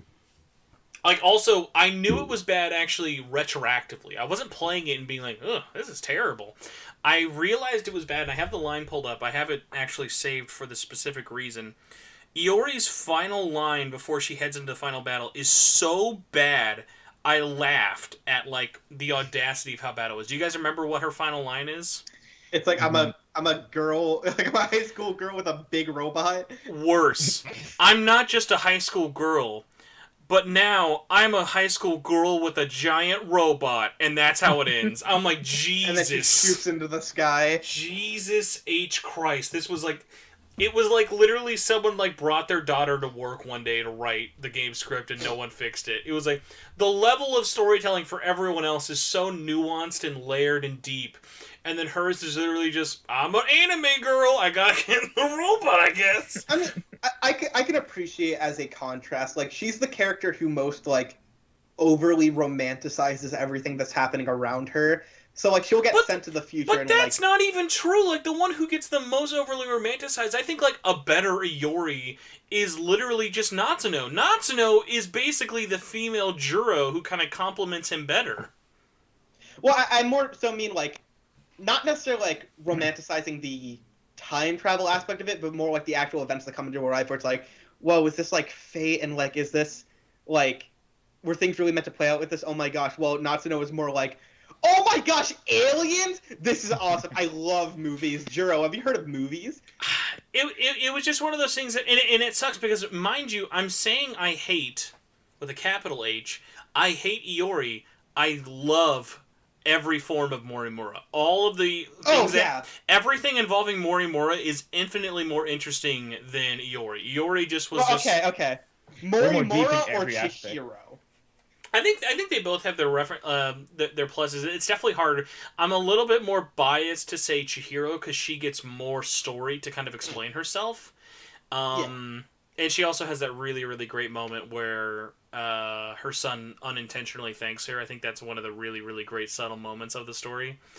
I think Morimura has a lot more mystery behind her, and that's why it's harder for me to give her the edge. Like, Morimura has a really interesting thing that probably happened with her and Izumi, but because we don't ever get all of it, she still is too much of an enigma for me to think that 2188 version is less interesting. Yeah. Pretty much. But how about you guys? Was anyone else kind of insultingly taken aback by anyone else's story, even if it wasn't Iori? Not really. I felt like Ryoko was like kind of an info dump at times, but I wouldn't say that I hated her storyline. I would say for me, like, I had this constant cycle of what I would do is I don't know if this is what you guys did as well. Whenever a story became available to me, I would basically just play through it as much as I could until it would like block me off. And so I would go like long stretches of playing certain characters without having played other characters in a bit. And like I would see a character, I'm like, this might be interesting, and I get there, I'm like, I adore this character, this is amazing, this like plotline is godlike. And I would go through it, and then I'd look back, I'm like, you know, in retrospect, like, Juro's story wasn't really that interesting. I don't find him that compelling. And then I'd go back to Juro's story, I'm like, he is one of the best, I love this guy. Yo, yeah, it's like so good. From playing their prologue to, like, going back to a character, it's like, who were you in the prologue? Oh my god. By the way, just a big F's in the chat and just in the entire internet. I cannot believe that Atlas West did not put out the demo that was released in Asia for this game. Are you guys aware of what the demo was? Was it the prologue? The demo was just the entire prologue. So that way it got to give you a couple of different characters to check out, and you got a couple of different tutorial battles for the battle mode. So like it gave you a pretty perfectly paced mix of here's the story, here's the battles, and there you go. There's enough mystery. It gives a good idea. Honestly, that's perfect to like get something for that. It gives a good idea because you cannot sell this game with just trailers, I feel like. No, and I think that they proved it with their marketing campaign. The funny thing to me is, like, people are like, you know, I don't know if the gameplay interests me, or I don't know enough about it. Like, I'm not sure if I can shake at it. I'm like, trust me, you can return it if you want. I don't care. But, like, just play the prologue section of that game. That's what will help you decide if you actually want to play this or not. Exactly. That sells the game better than any, like, review or, like, trailer or anything could. Yep. You just have to play it. Already 2 hour Spoilercast.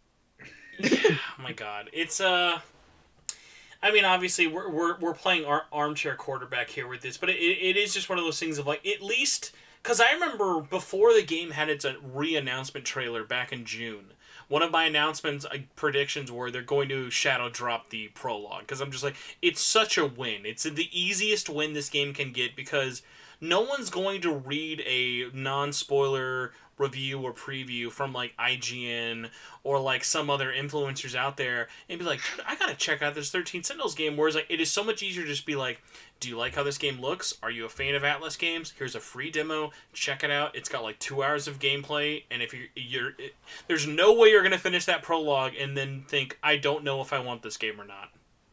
And I feel like you get just invested enough to not drop it afterwards. Like, that would have been a great way to push this game just with the demo.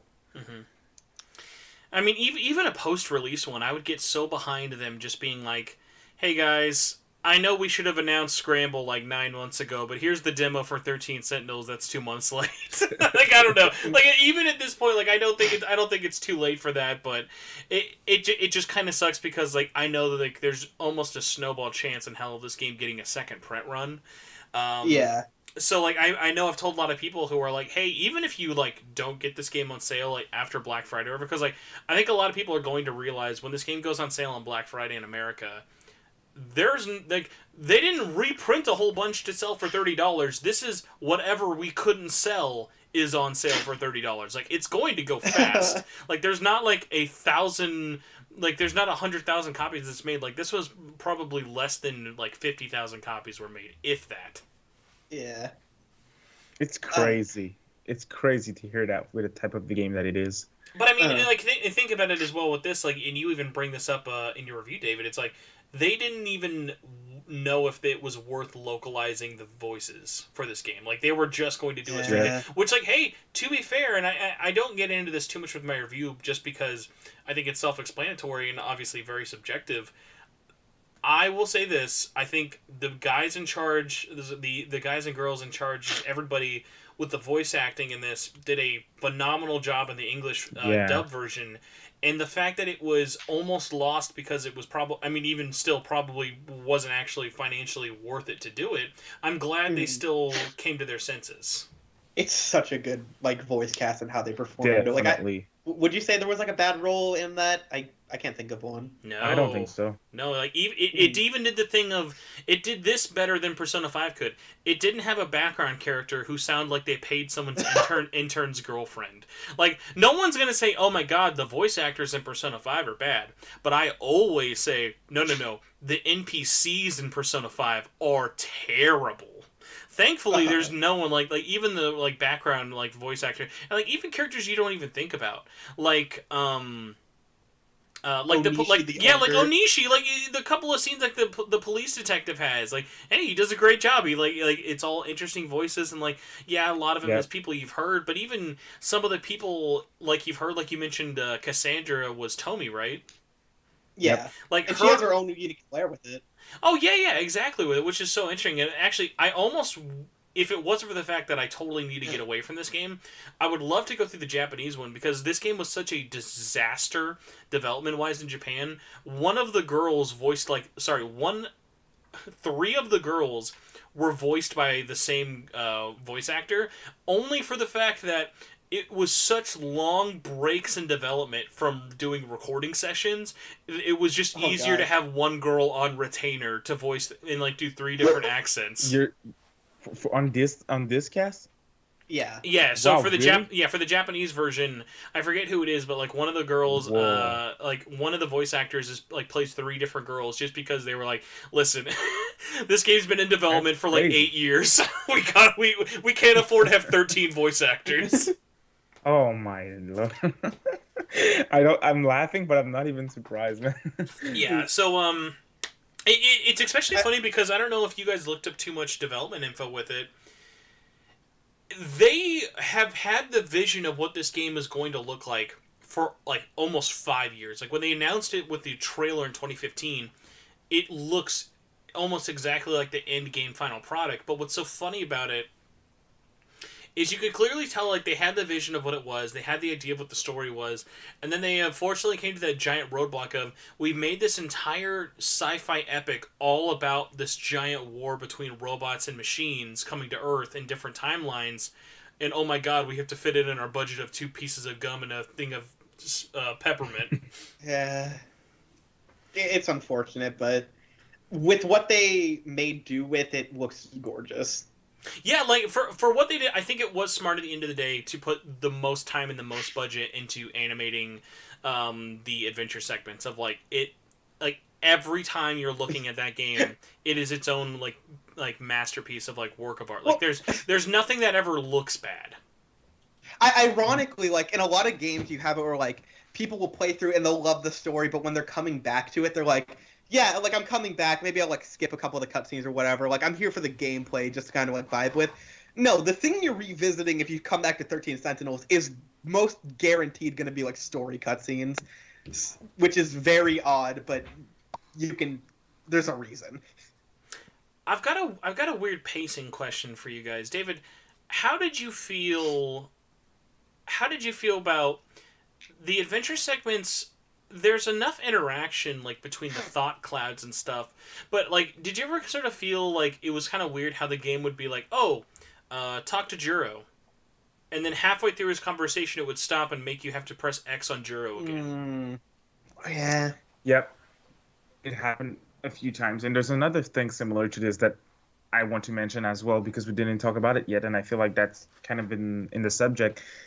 It doesn't happen often, and I'm glad, but there's certain times where you must listen to something in the thought cloud, and there's like no clue that this is what you have to do. Did this happen to you guys as well? It happened in one mission in particular, with Yuki on the roof, and I had no clue what to do. I like. I know what Yuki thing you're talking about. I forget what it was. I'm not sure either, but that was the only time that bugged me, though. Are you guys talking about the time where she's on the roof talking to Kurabe, or when she's talking to Nenji? She's talking to. Well, that's when there's like the. I think it's like Nenji's handkerchief is like against the fence or something. Yeah. That's like the only time the game legitimately stumped me, but I forget what those solutions I cannot believe that this is not the one you guys brought up. Going back to me hating Yori's story. The cat food in Iori's segment is way too complicated for what is just walk over to the right, say Miwako, throw me some fucking catnip, and the story goes on. Like, Oh yeah, I mean, you're right. it took me like 2 seconds to solve that. I just found it funny how. I'm finicky a it Galaxy Brain Ozzy over here. I had to game fax it. I was there for 20 minutes What? figuring out how to give this cat food. Are you being dead serious? I am All you straight. have been doing- I am straight ass, no cap Yankee. I fucking went to GameFAQs.com to look up how to give cat food in this fucking game. David, No. please don't make me alone in this. I don't want to be the smart. I'm sorry, bro. I remember this part as What do well. you mean? It took me like 2 tries of failing. I'm like, I probably have to wait before he runs away and then tell them who. I didn't go on GameFAQs, but I certainly was lost at that point as Oh well. my gosh. I will say this, if you guys want more reasons to make fun of me, I actually kept this in my review.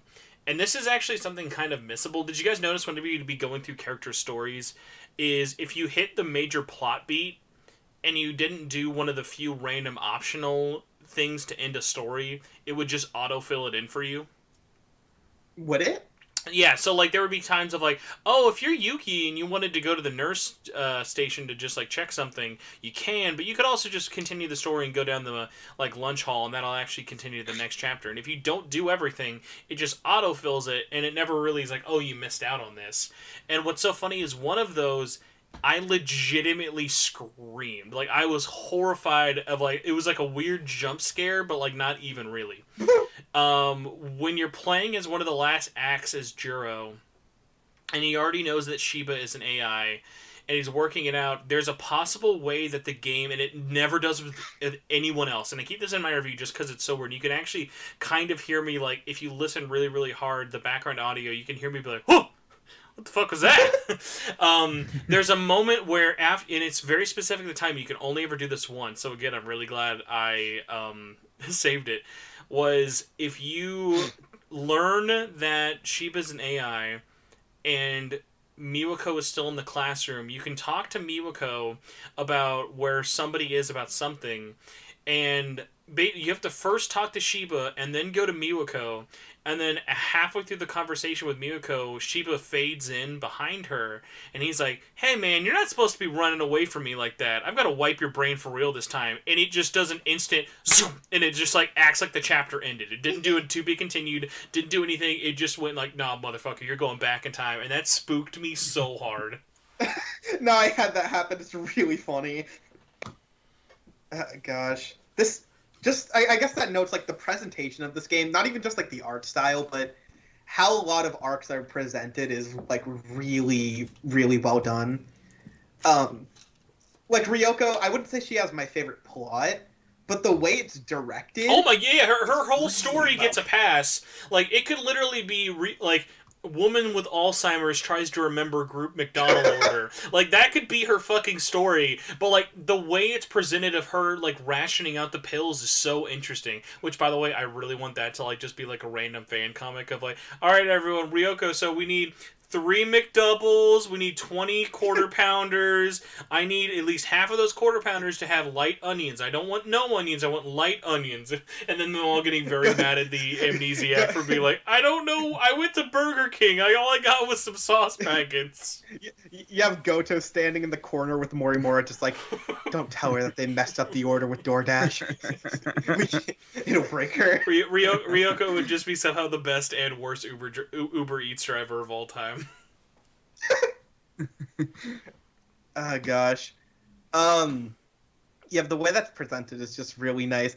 On the note of there's very complex and non-complex stories, something we kind of sped ahead of. You're not off the hook, Spencer. You still have to tell us about Hijiyama. Which part about him? Because we were talking about our favorite characters. Oh, yeah, so, like, Hijiyama's whole story, like, I'm just a sucker of, I love the World War II aspect.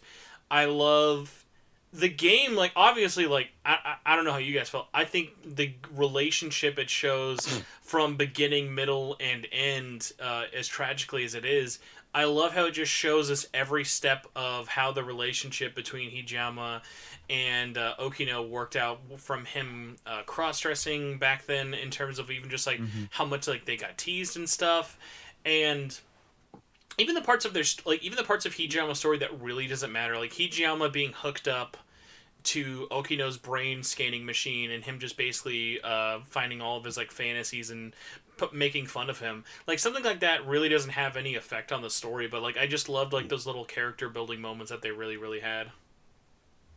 Yeah, they were well developed. Yeah, Interesting from 0 to 100. Which then made me, by the way, very very sad that LaRue, I think, said Hijama's his least favorite character, and all he said about him it's the yakisoba guy. Yeah, but I remember that. There's a big focus. There's a big focus on that, and I get where he's coming from. But once you overlook that gaggy part, it's great. I don't hate him. Definitely not. Also, this game handles way too well a character from World War II falling in love with another man. It handles that way better than it has any right to. You're right. Yeah, you're right. It's I don't know. How do they do it? I know three you're not as white men try to figure out how homosexuality should be depicted in video games. I'm sure this will end well. Oh, gosh. No, but really, it's gonna sound weird, but it never felt like a problem or something that had to be explained. Like, it just worked. Beyond that, like, if that makes sense. I also would say something it avoids is like going down the route of, I guess, making fun of homosexuality. Like, you can tell for, like, Hijama, obviously he's coming from a time where that is beyond taboo, and Okino himself teases him about it, but it's not like, ha, cross-dresser, ha, gay people, am I right? It's more like genuinely having Hijama fight over his feelings with this thing that is completely out of his realm. Yeah. And it's so well done. Yeah, like, it's very fun. Even just, like, the funny moments of, like, thinking about in a post he's aware that Okino's a man, having Okino confess to Ninji, and that's how he gets Ninji knocked out. Like, that's like such like a great moment of it. It's never, oh, gross, I don't like him because he's a guy, or oh, is it weird that I like him as a guy? But at the same time, it really complements it, because it would be weird if a man who lived in World War II was like, hey, it's cool, dick's cool, you can like whatever you want. Like, he has to still have that core conflict. And I love that the conflict was never about his gender. It was always about, how can I trust him? Because while he fell in love with Okino at first sight, he also has that struggle initially of getting over of like, hey, no matter how you look at it, Okino lied to me, and he has a hard time at first getting over that without ever faltering in his feelings of like, he still loves Okino no matter what happens. Yeah. Mm-hmm. Poor Nenji, though. He didn't deserve this. To be fair, also, one of the other funny things that happens in Hijama's story, I love the moment of randomly coming across Ryoko, being like, oh god, this girl looks ghastly. She looks like a ghost. And you walk down, you know what? I'm technically single. Should I give my shot? I should probably shoot my shot, as she walks off in the distance, and then she's like, ma'am, I'd like to... Oh, okay, she's already gone. Like, that's like such a great moment that, like, again, did not need to be there, but just like super adds to his character of like, you know what? Hey, if my not girlfriend isn't my real girlfriend, then I can date whoever I want, even if she does look like a dead ghost. I mean, what other options does he have? It's either a ghost girl or habitual liar, cross-dresser. Yeah. So... I have to say, before we kind of... I sort of want to pick your guys' brains with a couple of gameplay things, which I have a good transition for, but before we do that, are there any sort of negative story notes or plot beats that you guys kind of want to say stood out to you that you haven't really brought up yet? I mean, for me, like, legitimately the only one where... Obviously, like, I acknowledge a lot of the stuff you brought up, like, whether or not I agreed with it before. But, like, the one that did just stand out to me was Nenji's dad at the end being like, I'm going to take over Nenji's body, I'm gonna come back. And it's, like, in the last, like, 3 hours of the game, and he just gets shut down. I'm like, that didn't... I get why it's there in terms of a lore standpoint, but it didn't need to be there, and it's so unnecessary that it's funny. I'm like, well, he failed. Bye. We never even see his face. David, what about you? Oh, something negative. On the top of my head like this, it's hard to tell. We covered a bunch of things, but honestly, no, I can't tell one thing really precisely. If something comes up, I'll definitely tell you guys, but like this, nah. So, before we talk into gameplay, but on the topic of negatives, I do want to bring up, I mentioned it a little bit, that one of my biggest kind of problems with the story in the gameplay with Destruction Mode specifically is it felt like, even though there was always story happening at the beginning and end of each battle, it felt like every 5 battles, only one of them had any story that was really worth kind of talking about, and the rest of it was just who wrote this filler time. Like, so much of the story felt really kind of forgettable, which really sucks, because, like, when they're getting into it, I really like learning about more things of, like, oh, we're learning about, oh, what are these daimos? So, like, what were they for? What can they do? What strategy should we be using? Or even things of, like, I wanted this to kind of come into effect more of, oh, hey, a battle just ended. Gota's like, hey, I gotta go. And then the next battle, we shouldn't be able to play as Gota. Like, I want stuff like that of, like, it really feels like everything is happening. And it just felt like, no, these are all just kind of instances and doesn't really matter the day or the time. It's like, yeah, it's interesting that showing their kind of process through that one long night in the battle. But outside of the 18 hours, well, the supposed to be 18 hours of Miyuki being gone, time never really plays a factor outside of the 2 minutes you have to wait to survive the waves. Yeah. So, like, did you guys, like, I wouldn't say the story that was there took anything away from it, but because there was so much of it and it mattered so little in the end, I just had such a feeling of, I wish that the story in Destruction carried even half of the impact that the adventure had. For me, I will say, being a PTSD survivor of Octopath Traveler, a game that I love way more than it deserves. I don't know why, I thought you were going to say Octodad, and I was thinking this is going to be like a joke or something. No, but like, with Octopath, like, obviously for me, like, there's a lot of similarity in the idea of it, of having this big, like, ensemble cast that is supposed to interact with each other and have their own core stories that, like, all have their own impacts to the main plot. Difference is this game actually runs with it to the end. I do appreciate, because of how much story is in the main campaign, I don't mind having those little breaks of just, let's just have some fun character interactions. It shows a little more of each character and how they see the world or the other characters and stuff like that. Every so often, give like a little plot beat, an explanation of the daimos, whatever. But it's not like they couldn't have had more plot here and it wouldn't have worked well, but I don't know, it's inoffensive to me. David, what about you? Like, how did the Destruction plot kind of hit you through the 30-plus waves? I liked it. I liked the way that characters interacted with each other, and I brought this up before, but the lines that each character they have and that they say during battle, I really liked it. I don't know how you guys played your game, but what I did is I tried to, like, keep all my characters at the same point in their story, and then play into Destruction, and keep it like at the same pace for every character, and it just worked really well. And the lines of each character, by playing this way, it just worked. So for me, I liked it. Definitely, I liked it. When I was playing to the prologue, it was more like in Destruction, there was more direct story focused, the lines that they were saying. But after, it's less, I don't know if that makes sense, but after the prologue, what they say is not directly related to your story, because of course they don't control how you play your story. So that makes sense.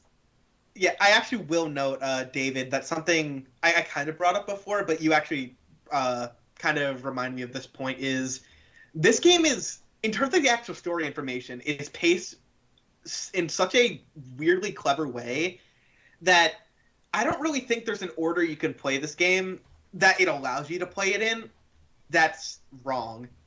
Like, it's handled in a very like good way where you're constantly given new stuff. Like, I played it completely different with you, where you tried to balance everything out.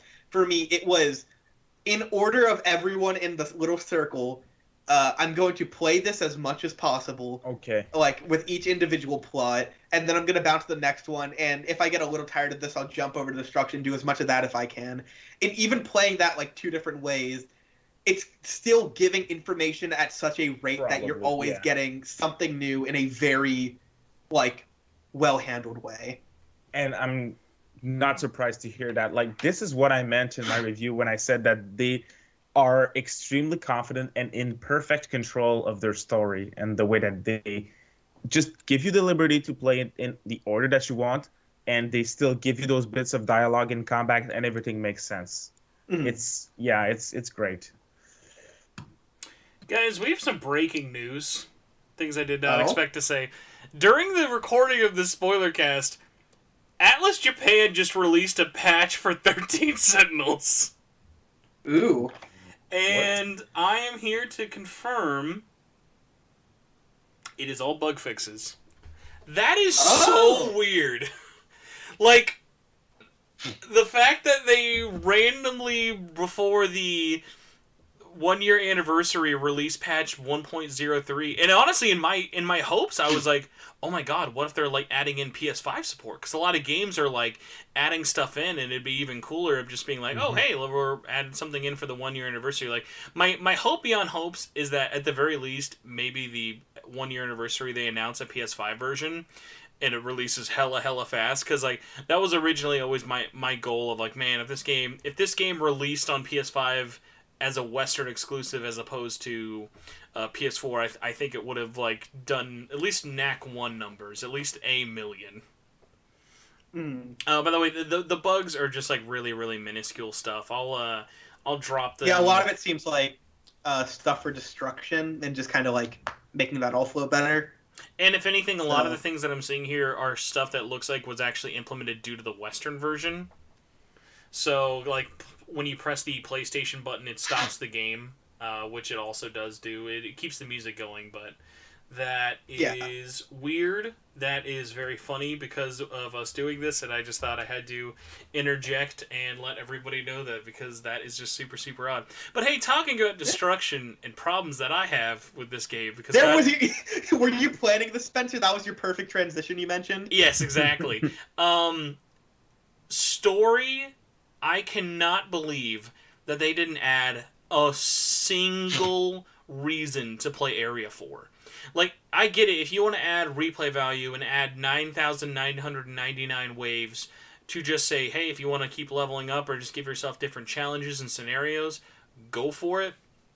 But what I don't get is you already set up the fact that they can go back into the world with the epilogue and stuff. Why not just, hey, every 10 or 15 waves, give us some story before or after this thing. Let's talk about what's been happening in the last 5 years. Like, let's talk about them being parents more. It would be so easy for them just to have, like, very artificial, like, oh, where are they now dialogue. But just, like, what's the reason to keep playing this for the least interesting part of this whole game? I will actually say I was slightly hoping that we would at least, like, there would be a story there, and it would be either, like, there's 13 of the, I think there's 13 in Area 4, right? No. Remember, there's 9,999 battles in Area 4. I don't know. I was just hoping that at least a bit of it you would get, like it would reflect the battles that had happened in the, not the prior loop, but, like, other sectors that we didn't explicitly fight. So, like, when Izumi gets his, like, teeth kicked in and stuff like that, like, I wouldn't have minded having at least a bit of that in there as, like, a somewhat of an incentive. I get why it's not, but it would have been nice. It's just one of those things of, and even, like, Weeblord in the chat says, yeah, the gameplay's fun. I'm not ever here saying that the gameplay is not fun. I'm just saying it is, in my opinion, and I think I've heard other people talk about this, it's like, destruction is easily the least, like, it is the it is the least impressive thing this game has going for it. Like, it is still fun to play. Like, Yeah. I never was going through the battles, even though they were mindlessly easy for most of the time. Like, I was never going through battles being like, oh my god, boy. Because, like, hey, I got the platinum. Like, if I wanted to stop this game after I beat it, I could have done that. Like, I kept doing the platinum just because I was like, hey, it's fun enough to play for a couple more hours and get the platinum. It's definitely not fun enough to play 9,000 plus waves of, though. I don't like. I really appreciated the battles. Like I thought they were super fun. And if that's the worst part of the game's doing something right. Oh yeah, exactly. Like the worst part of your game still being something fun is quite the testament. It's just hard to kind of talk about it just because the juxtaposition between both forms of playing the game from adventure or battle mode, it's just so hard. But it's because my big takeaway is kind of like this. You're never going to meet someone who thought the best part of 13 Sentinels was destruction mode. That's basically where I'm coming from. Mm-hmm. And if you do, I'm happy for them because they have years. Man, of this game had a content to play trash story, but let me tell you, those missiles went... Yeah, I that's do want to never meet happening. the first. I want to meet the first person who beats Area 4 like all the way through. That's like when you like meet those like people who shouldn't exist, but you love that they do. Yeah. I was like, we're recording this on the day of the Xbox Series S and X launching, and I messaged my old boss who works at a GameStop, and I was like, hey, so like, what's like the weirdest game that you've heard like someone's picking up the system for?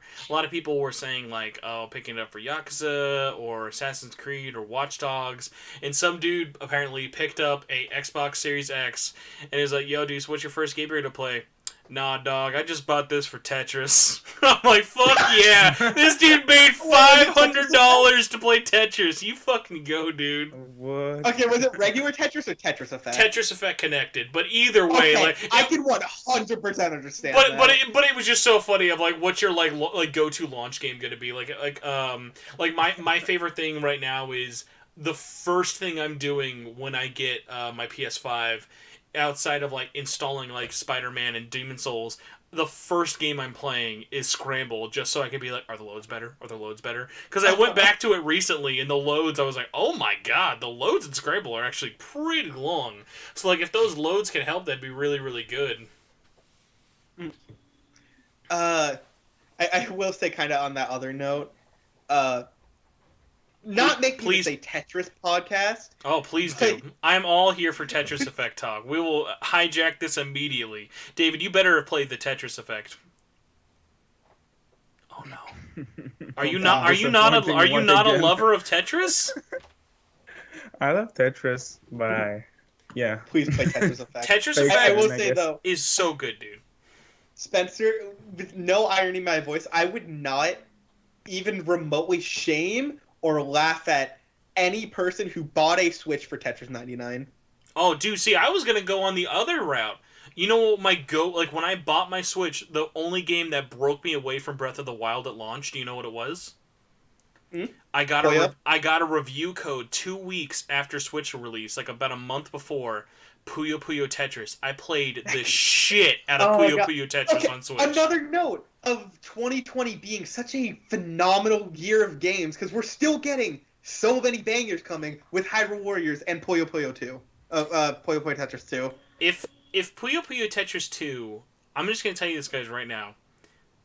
I'm willing to bet, and I'm being very serious here, I bet you that Puyo Puyo Tetris 2 will have a higher review score than Yakuza 7, 13 Sentinels, and actual Tetris Effect connected. I do not doubt that in the slightest. That game looks so good. By the way, when I was speaking of requesting review codes, I've never felt more like I'm living in the future, because I filled out a review survey that I fully expect to not get an answer on for Puyo Puyo Tetris 2, and it was just so weird because I've just been, for so many years, it's been, are you requesting a code for PC, Switch, Xbox, or PlayStation? And then now seeing all these different options of, do you want the next-gen version? Do you want the Switch version? It's like, oh my god, we're really living in next-gen where I can play Tetris on the go or at home! I do find it funny because like I saw the thing getting spread around for like, hey, do you want to try and get a Puyo Puyo Tetris 2 review code? And I was very tempted because there's no way in heck I'm not getting the game. But at the same time, I'm like, but I already know my work ethic. I can't put that on the backlog as well of having to make a review on Puyo Puyo Tetris. So I always just have to give this a shout out. I don't even know if he's ever going to listen to this, but friend of SMTN, Patrick, I will never forget this memory of I was at TaioCon and I was taking like either the convention was over or I was just maybe visiting, and we went over to his place, and all I wanted to do, like we were talking about this the whole time when I was visiting, all I wanted to do was play Puyo Puyo Tetris because he had imported it, and if you guys remember, Puyo Puyo Tetris released years after it did in Japan. In Japan, to make this a little easier, in America, Puyo Puyo Tetris has released on Switch, PS4, and Steam. In Japan, and I shit you not, this is true. I can't believe Scott the Woz didn't cover this in his cross-chin talk. Puyo Puyo Tetris in Japan released on Wii U, 360, Xbox One, PS3, PS4, 3DS, PC, and Vita. Huh. Like, it released on everything. And it was just one of those things of like, oh, dude, I gotta try Tetris. I gotta try Tetris. I will say this. I could be wrong. This might have just been me hallucinating. Is Puyo Puyo Tetris 2 coming out first in the West? It is a worldwide release. It's Okay, I swore that it was coming out like a couple days earlier, but I mean, probably, but let's be real. When it's December, all we'll be doing is making fun of people who thought Cyberpunk was releasing next month. You're right.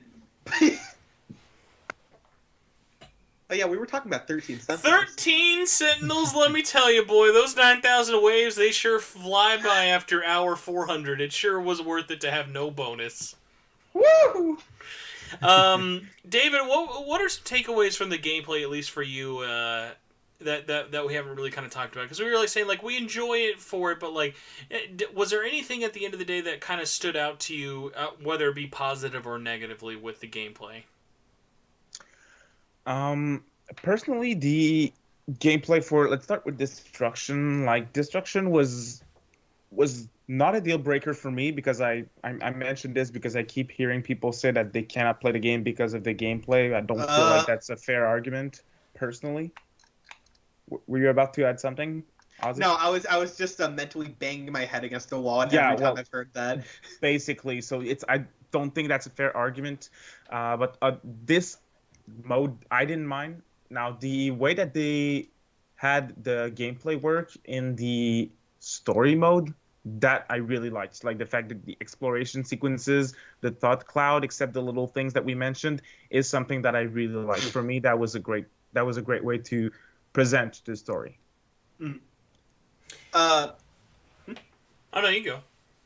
I was gonna say personally, like, I kind of, for obvious reasons, separate my opinions on like the adventure, like gameplay and those mechanics and the Destruction ones. For Destruction, I was trying to think of like what my favorite aspect is, and just very specifically what came to mind, and isn't even inaccurate to what my favorite thing probably is. It's just a small thing that again goes to how well these characters are written and like just brought to life in this game.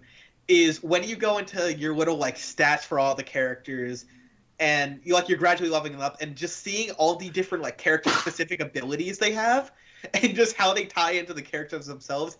It's a small thing. It rarely has like an explicit like impact on the gameplay that you'll notice, but I do just love that aspect of, you'll see like, oh, Amaguchi, whenever he's near Yuki, does extra damage. Whenever any girl is on the team, he does more damage. If you have Amaguchi in a team of 5 other girls, he will be your powerhouse. He's got those powerful robot legs doing all the work. Yeah, but like every touch like that, I really appreciate in the game that just kind of fleshes out the characters even more than they really needed to. Again, that shows that they love what they made. Oh yeah, there's a clear passion project, and I adore it. Yep. So, I'm trying to think of any last kind of bits with the robots or Destruction we'll talk about. You know what? Actually, let's sort of talk about this. Did the presentation take away from anything enough that you think that it is a lesser game due to it? Because one of my big things of the more I keep ever thinking about or even learning about the presentation of this game is like I get why they had to go for the kind of voxel style, sort of like I very uneloquently in my review describe it like this. The battles in the battles, the way they're displayed in 13 Sentinels are as about as exciting as watching someone do a simulated match of Madden 94. It's like playing them is fun. Watching it is like Jesus. Like you'll never like you're not missing anything. Like I've seen the gameplay. It looks so boring. I'm like, no, play it. Don't look at it. Play it. Very different experience. Yep.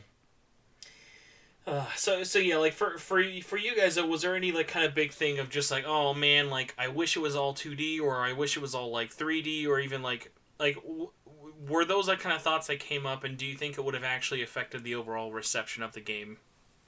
The only wish that I had for the presentation is I hope that they would have combat animations other than what they have, like, you know, the small animations that you can see in like the preview of your David, moves. we can't count those as animations when they only show them in menus. Like the fact that like those animations exist are like such a cock tease of like, look at how great this would be if like I had this weird we like could thought. actually see them. Yeah, but like I had this weird thought of like, imagine if instead of Vanillaware having to fund this game pretty much by themselves, imagine if like in some crazy fever dream they are paid to make the Pacific Rim 3 game, and it's just all combat.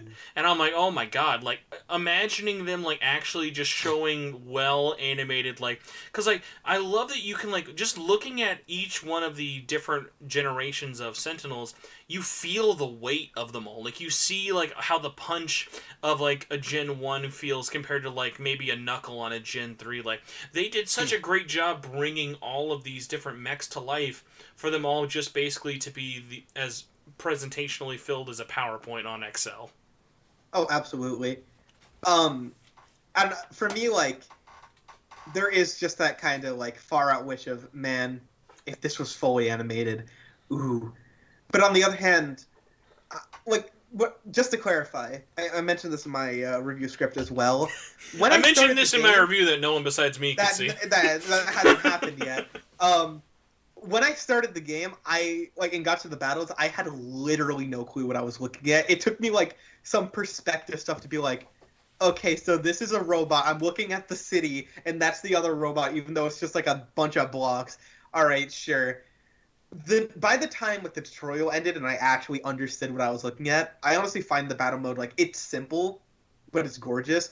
But even more than that, because a lot of it is essentially just, like, there's the voxels, but more of it is signified by the actual, like, blinking lights and everything of it all.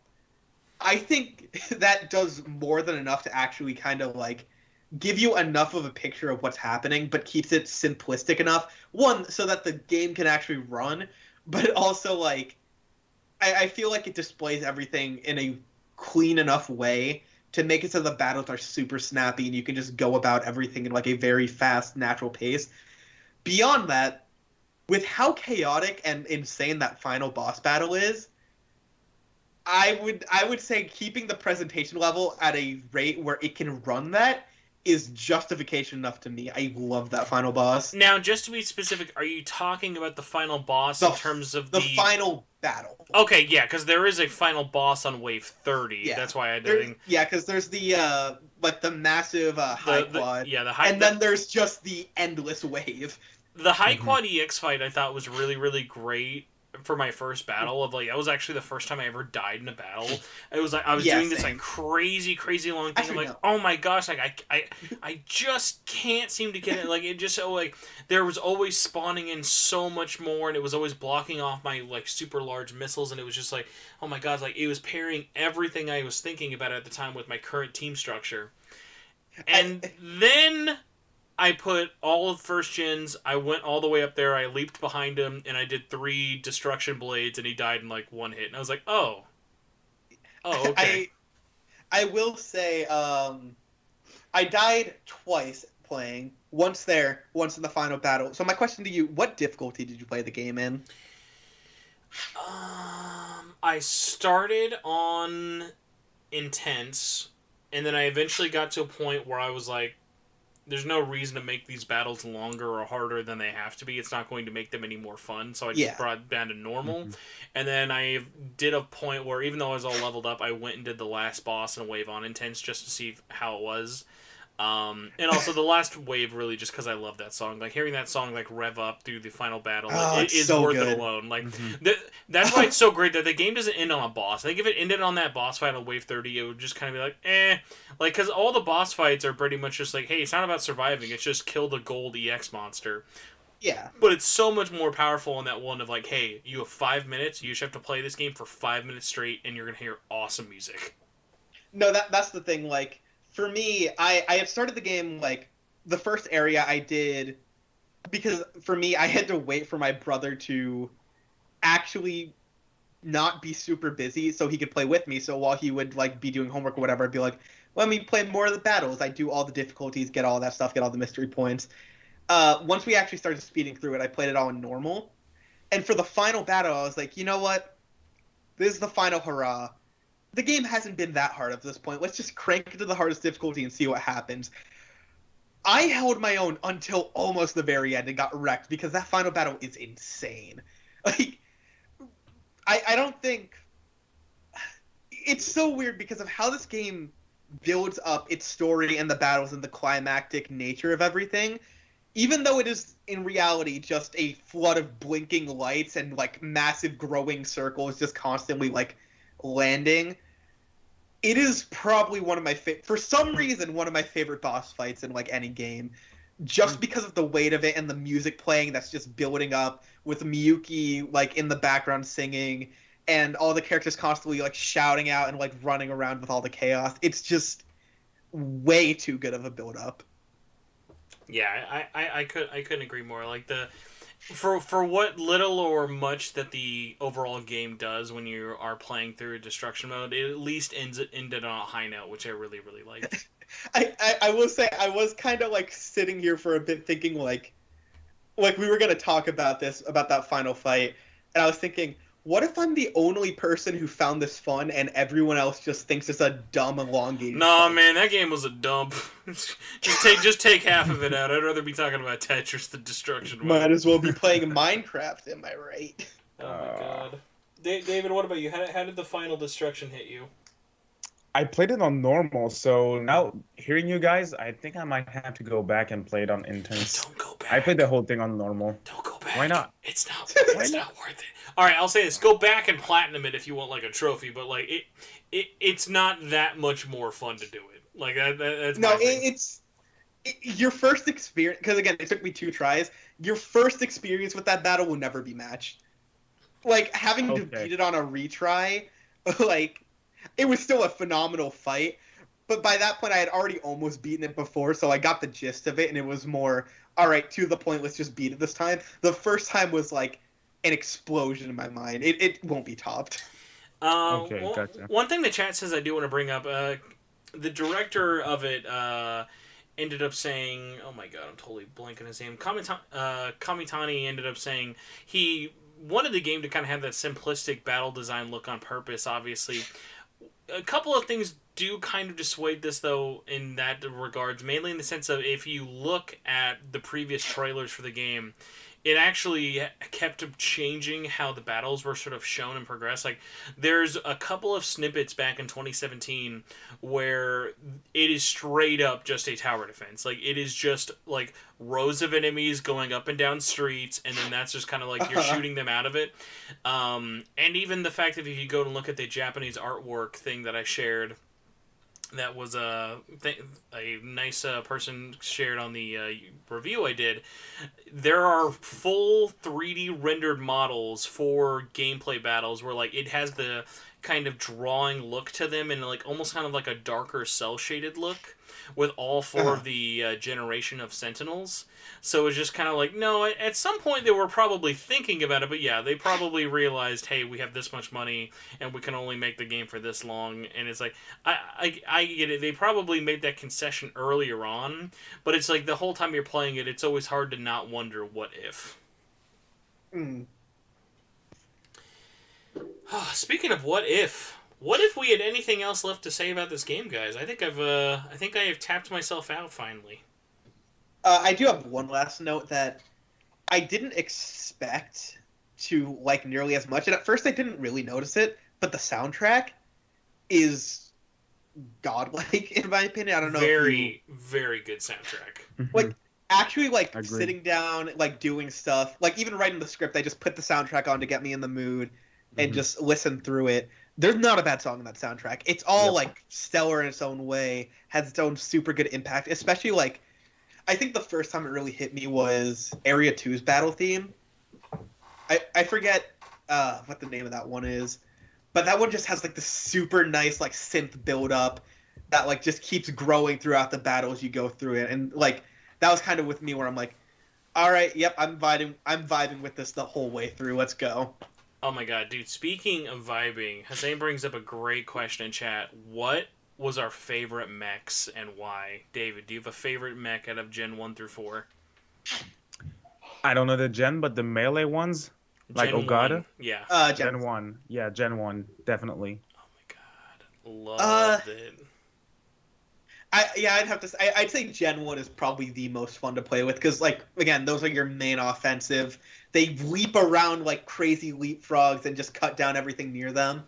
It is, by the way, so satisfying, some of the noises in battle that they have, like, specifically when the Gen 1s do their EMP kind of shotgun wave. Like, I love that, like, noise of the EMP blast, kind of, like, doing the, like, that very whole, like...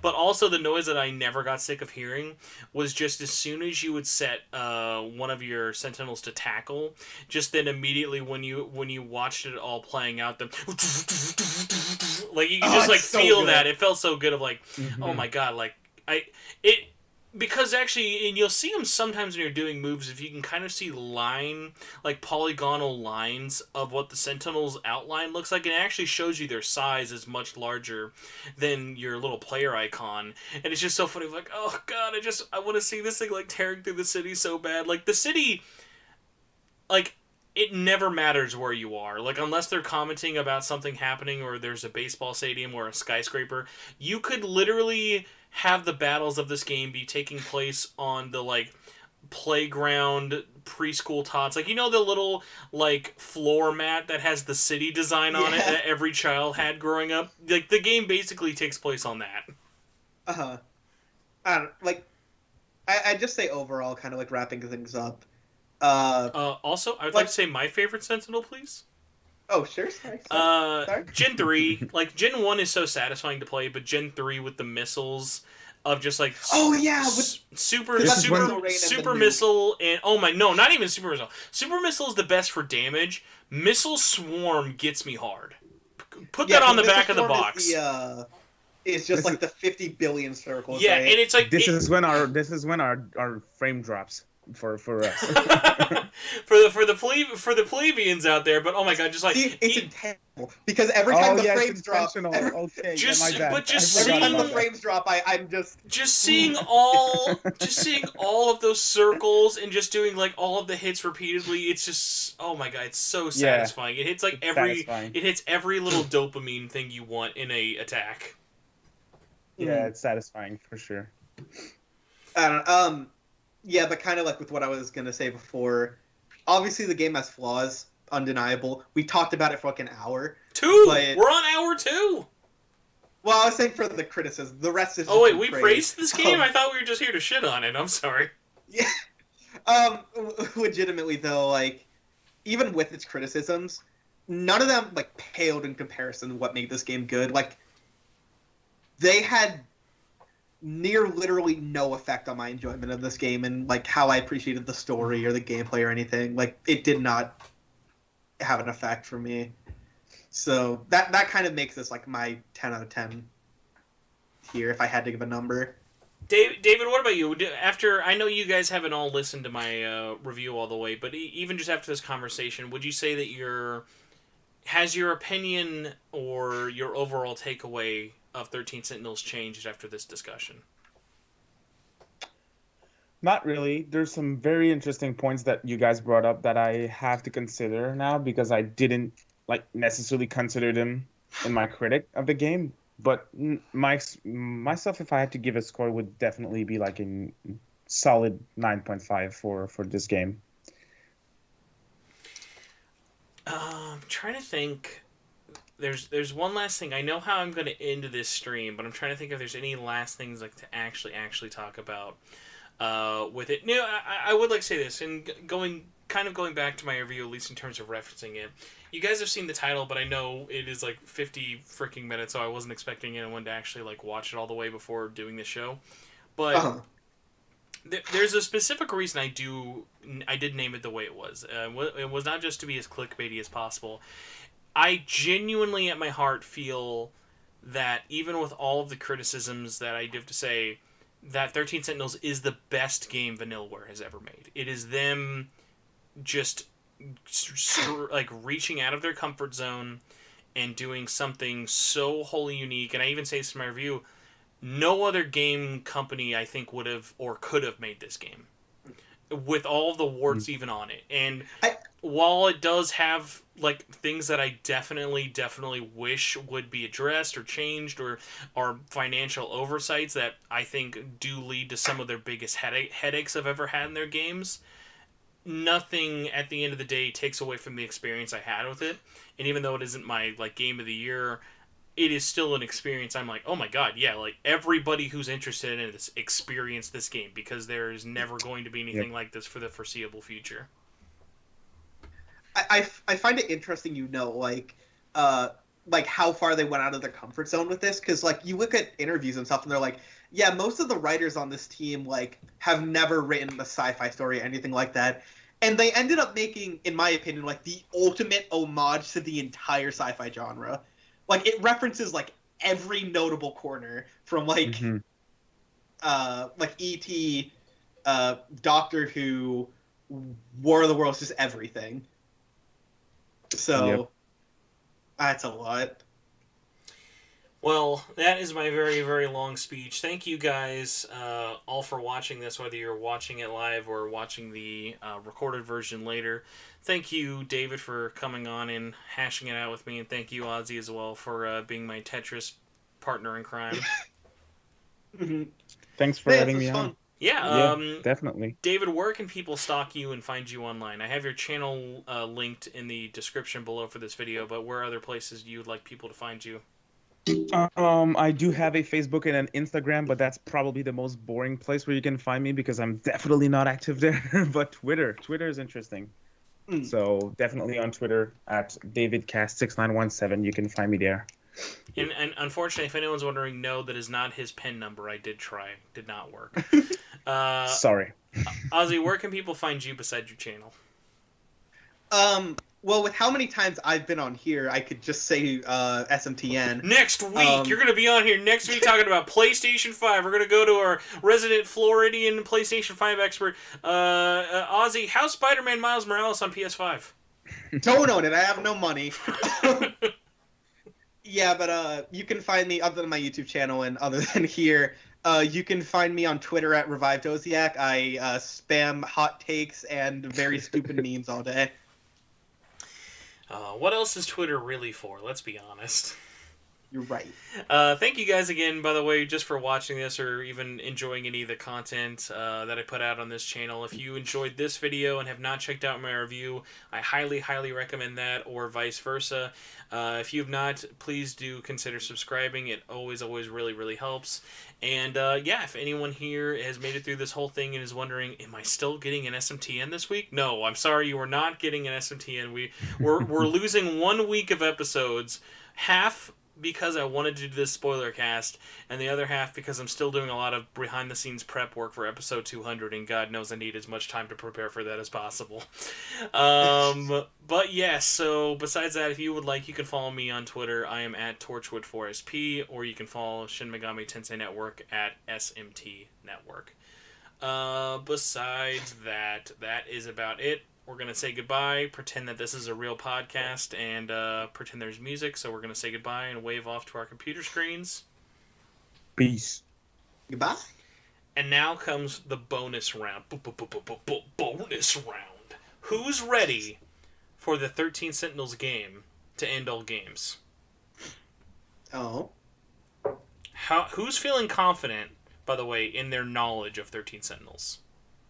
I think I got this. Okay. I have a bit of an addiction. I want everyone to be very, very honest. Phones down, tabs down, no Internet Explorers up, no nothing. Mhm. I need everyone just going off their brain juices, as they call it. We are going to say a word exercise, and I'm going to start off with one of the 13 characters in this game. It has to be a playable character out of the 13, and we're just going to be going. I'm going to go first, David's going to go next, and Ozzy's going to go last. And we're going to just go in a circle until we either name all 13 without repeating, or we all just give up and realize that all of us forgot who Juro was to begin with. Make sense? I hate how tough this might actually be. Oh, you're just lucky I'm saying name a character. I could be like, oh, name full names. Alright, I'm going to go first. Are we all ready? No cheating? Alright, I'm going to pick the easy one. Juro Karabe. Iori. Hijiyama. Shu. Okino. Fuck. Who was fuck? Who was fuck again? Oh, that's Shu. He repeated himself. No. I said Okino, but he's not. Shu is the fuck. You said Yuki, right, Ozzy? No, I said Hijiyama before. Oh, shit. Keitaro. Natsuno. Tomi. Oh, I was gonna take. I was like, if you couldn't remember your old girl's name, I was gonna make fun of you. Sekigahara. Nenji. Ryoko. Megumi. Renya Goto. We got it, baby. Did we? I was scared there was one left because I had no clue. Filbo Dibble. Dibble. We're at. Wait. Well, no. That's why we said the playable characters. We don't count babies or Chihiros. Mm. Oh my gosh. Well, thank you guys again. We're gonna end this stream for realsies, so everyone who got to enjoy that terrible game can pretend like this was worth it. So goodbye, everybody. We're pressing the end stream button. Bye bye. Bum bum bum bum.